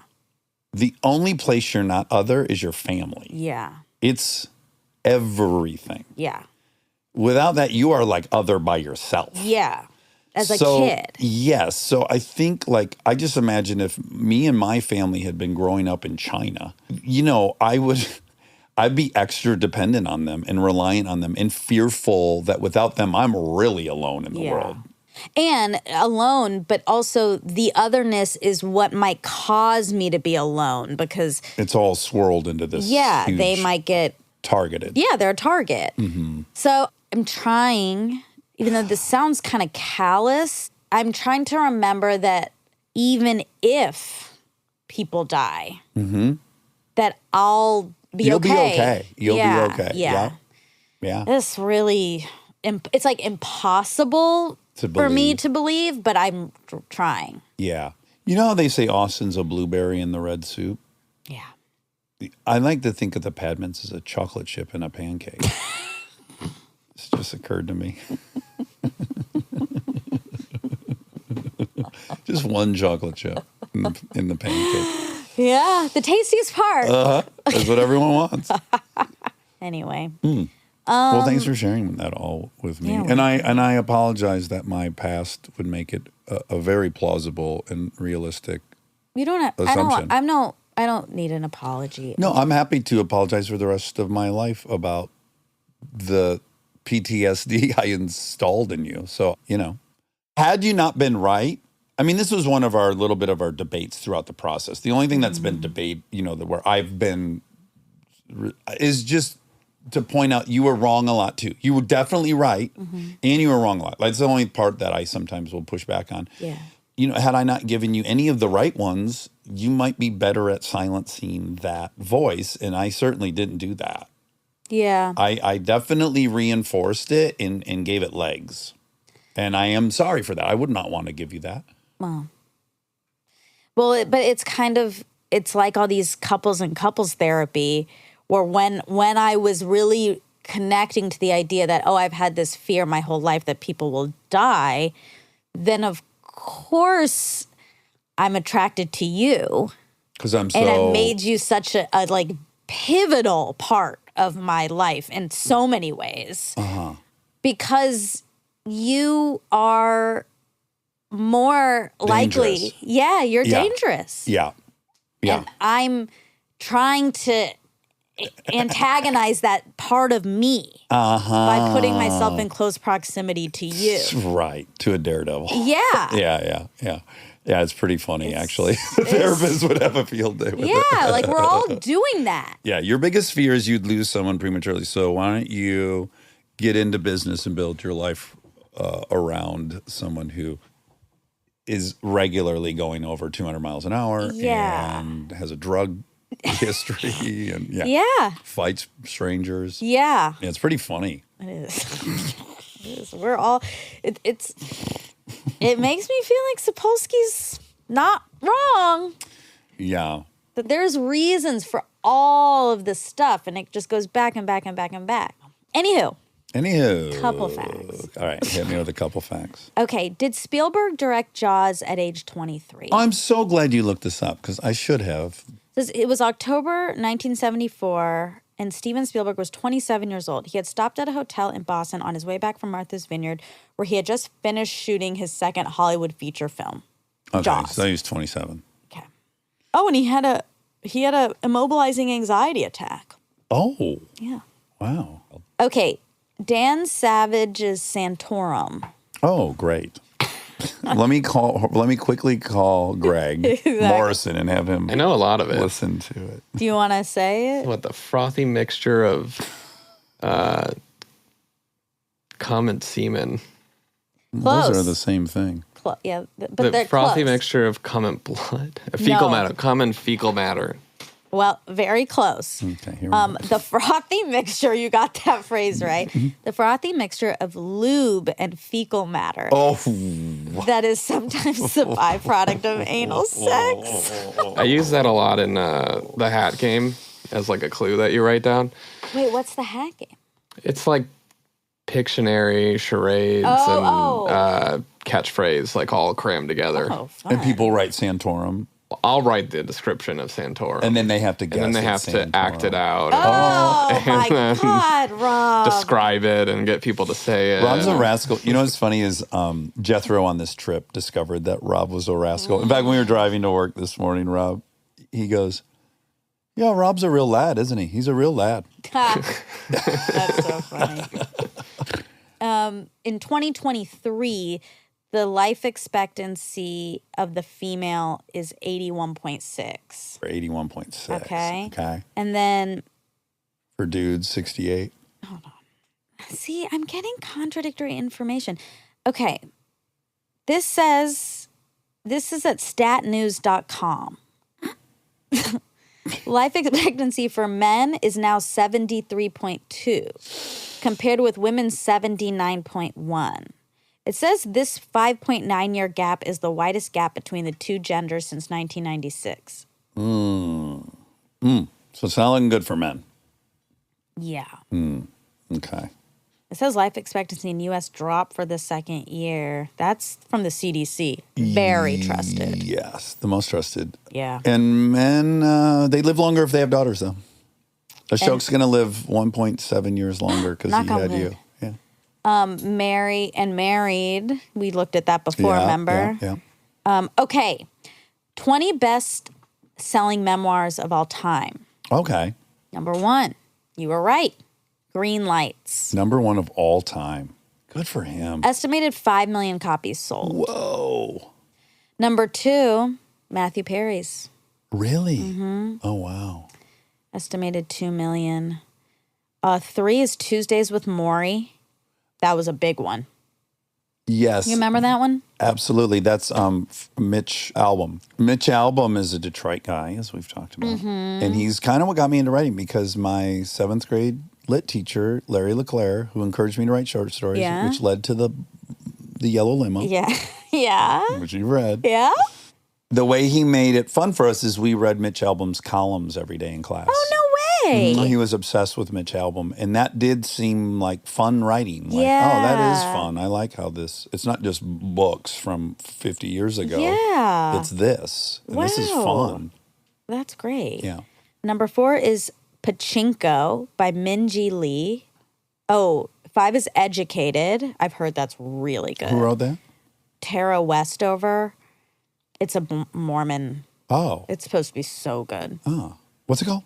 Educated. Educated. Uh-oh, it's also number 6. Okay. Cool. Paperback and hard copy. Maybe. 7, I Know Why the Caged Bird Sings. Maya Angelou. Uh-huh. 8, Night. That would be a Jeopardy clue, what you just did. What did I do? You read the title, Oh, yeah. and people would know that. Who is Yes, Maya Maya Angelou? Angelou. Okay, 8, Night by Elie Wiesel. Although it's weird, it's like estimated 500,000 copies sold for Night. And that cannot be. Like, I think we had to read it for school. Seems light to be on a top 10 list. Whoa! Guess what number 9 is? I would imagine either Minka or my mother. I'm glad my mom's dead. Oh, Jeanette. Jeanette That McCurdy. should be. And it's not Minka. It's Trevor Noah. Oh, Born a Crime. Yes. Yeah, that makes sense. I would have thought I'm glad my mother's dead would be up at the top Me of that because it was too. huge. Yeah. But it's not old enough yet. Okay. Okay, number 10, The Love Songs of W.E.B. Du Bois. I'll go quickly. 11, Shoe Dog, Phil Knight. Oh, 12, he just died. Coach Phil Knight. Knight just died? Oh no, that's the Nike. Yeah, I'm Nike. thinking of Knight, the Indiana Hoosiers coach, Oh. Bobby Knight. Bobby Knight just died recently. Oh, I'm glad we're on this. Okay.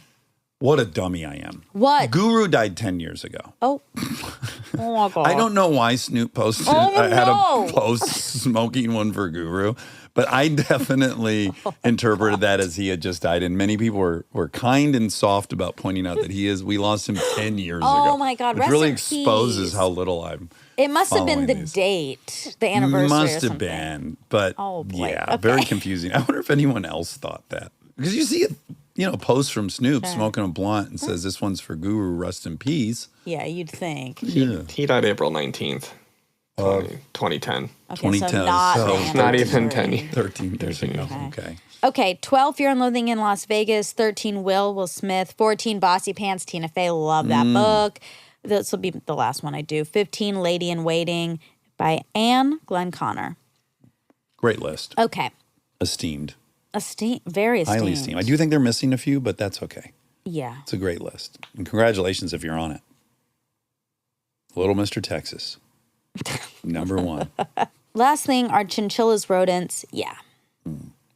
Well, Yeah, they are. so are capybara, They're rodents. gorgeous. And although when I did pull it up to see, I did like this picture. Oh, yeah. They're so cute. And have you ever held one? You have No, to I be don't touch so rodents. gentle because they don't have a rib cage. Ew, You have to be very gentle ew, with them. Ew, But they're Dax. so soft That's and they're so- really funny and cute. That's like those squishy toys that fall out of your hand. Water weenie. Water weenies. Yeah. best that's best like that. Christmas gift of '83. That's what they are then. They just fall out They're of your water hand. weenies, yeah. Ew. Explode. Ew. Gross. Well, yeah. You go to that's- lift it up by the Explode. middle, like you would pick up a baby, and then just all of its organs come out its mouth. Ew. As you're like picking it up, you're just wringing out like a Squeezing it. tube of toothpaste. No one could have sex with that then. Because it's like fragile. Oh, No. humans shouldn't try to have sex with them either. No, she's referring I to just her mean the nickname. sex- I know. No, I know. This is a fragile being. That's not me. Well, that's part of the, Appeal? Yeah. I'm not fragile. no, Not at all. no high flyer in cheerleading Exactly. is fragile. Ugh. Anyway, well, some of these are cute. This fat one's really cute, They're cute but and they're sexy. they are not sexy. Okay. Well, anyway, happy Thanksgiving to all. Happy Thanksgiving. I love everybody here. Me too. And good luck with this bird you're cooking. Oh, It's God. always- I know. I'm yeah, feeling stressed. I have to be home in 12 minutes. You got to get home get and on sketch. shove that thing in the oven. I'm going to let everyone know how it goes. All right. I love I you. love you.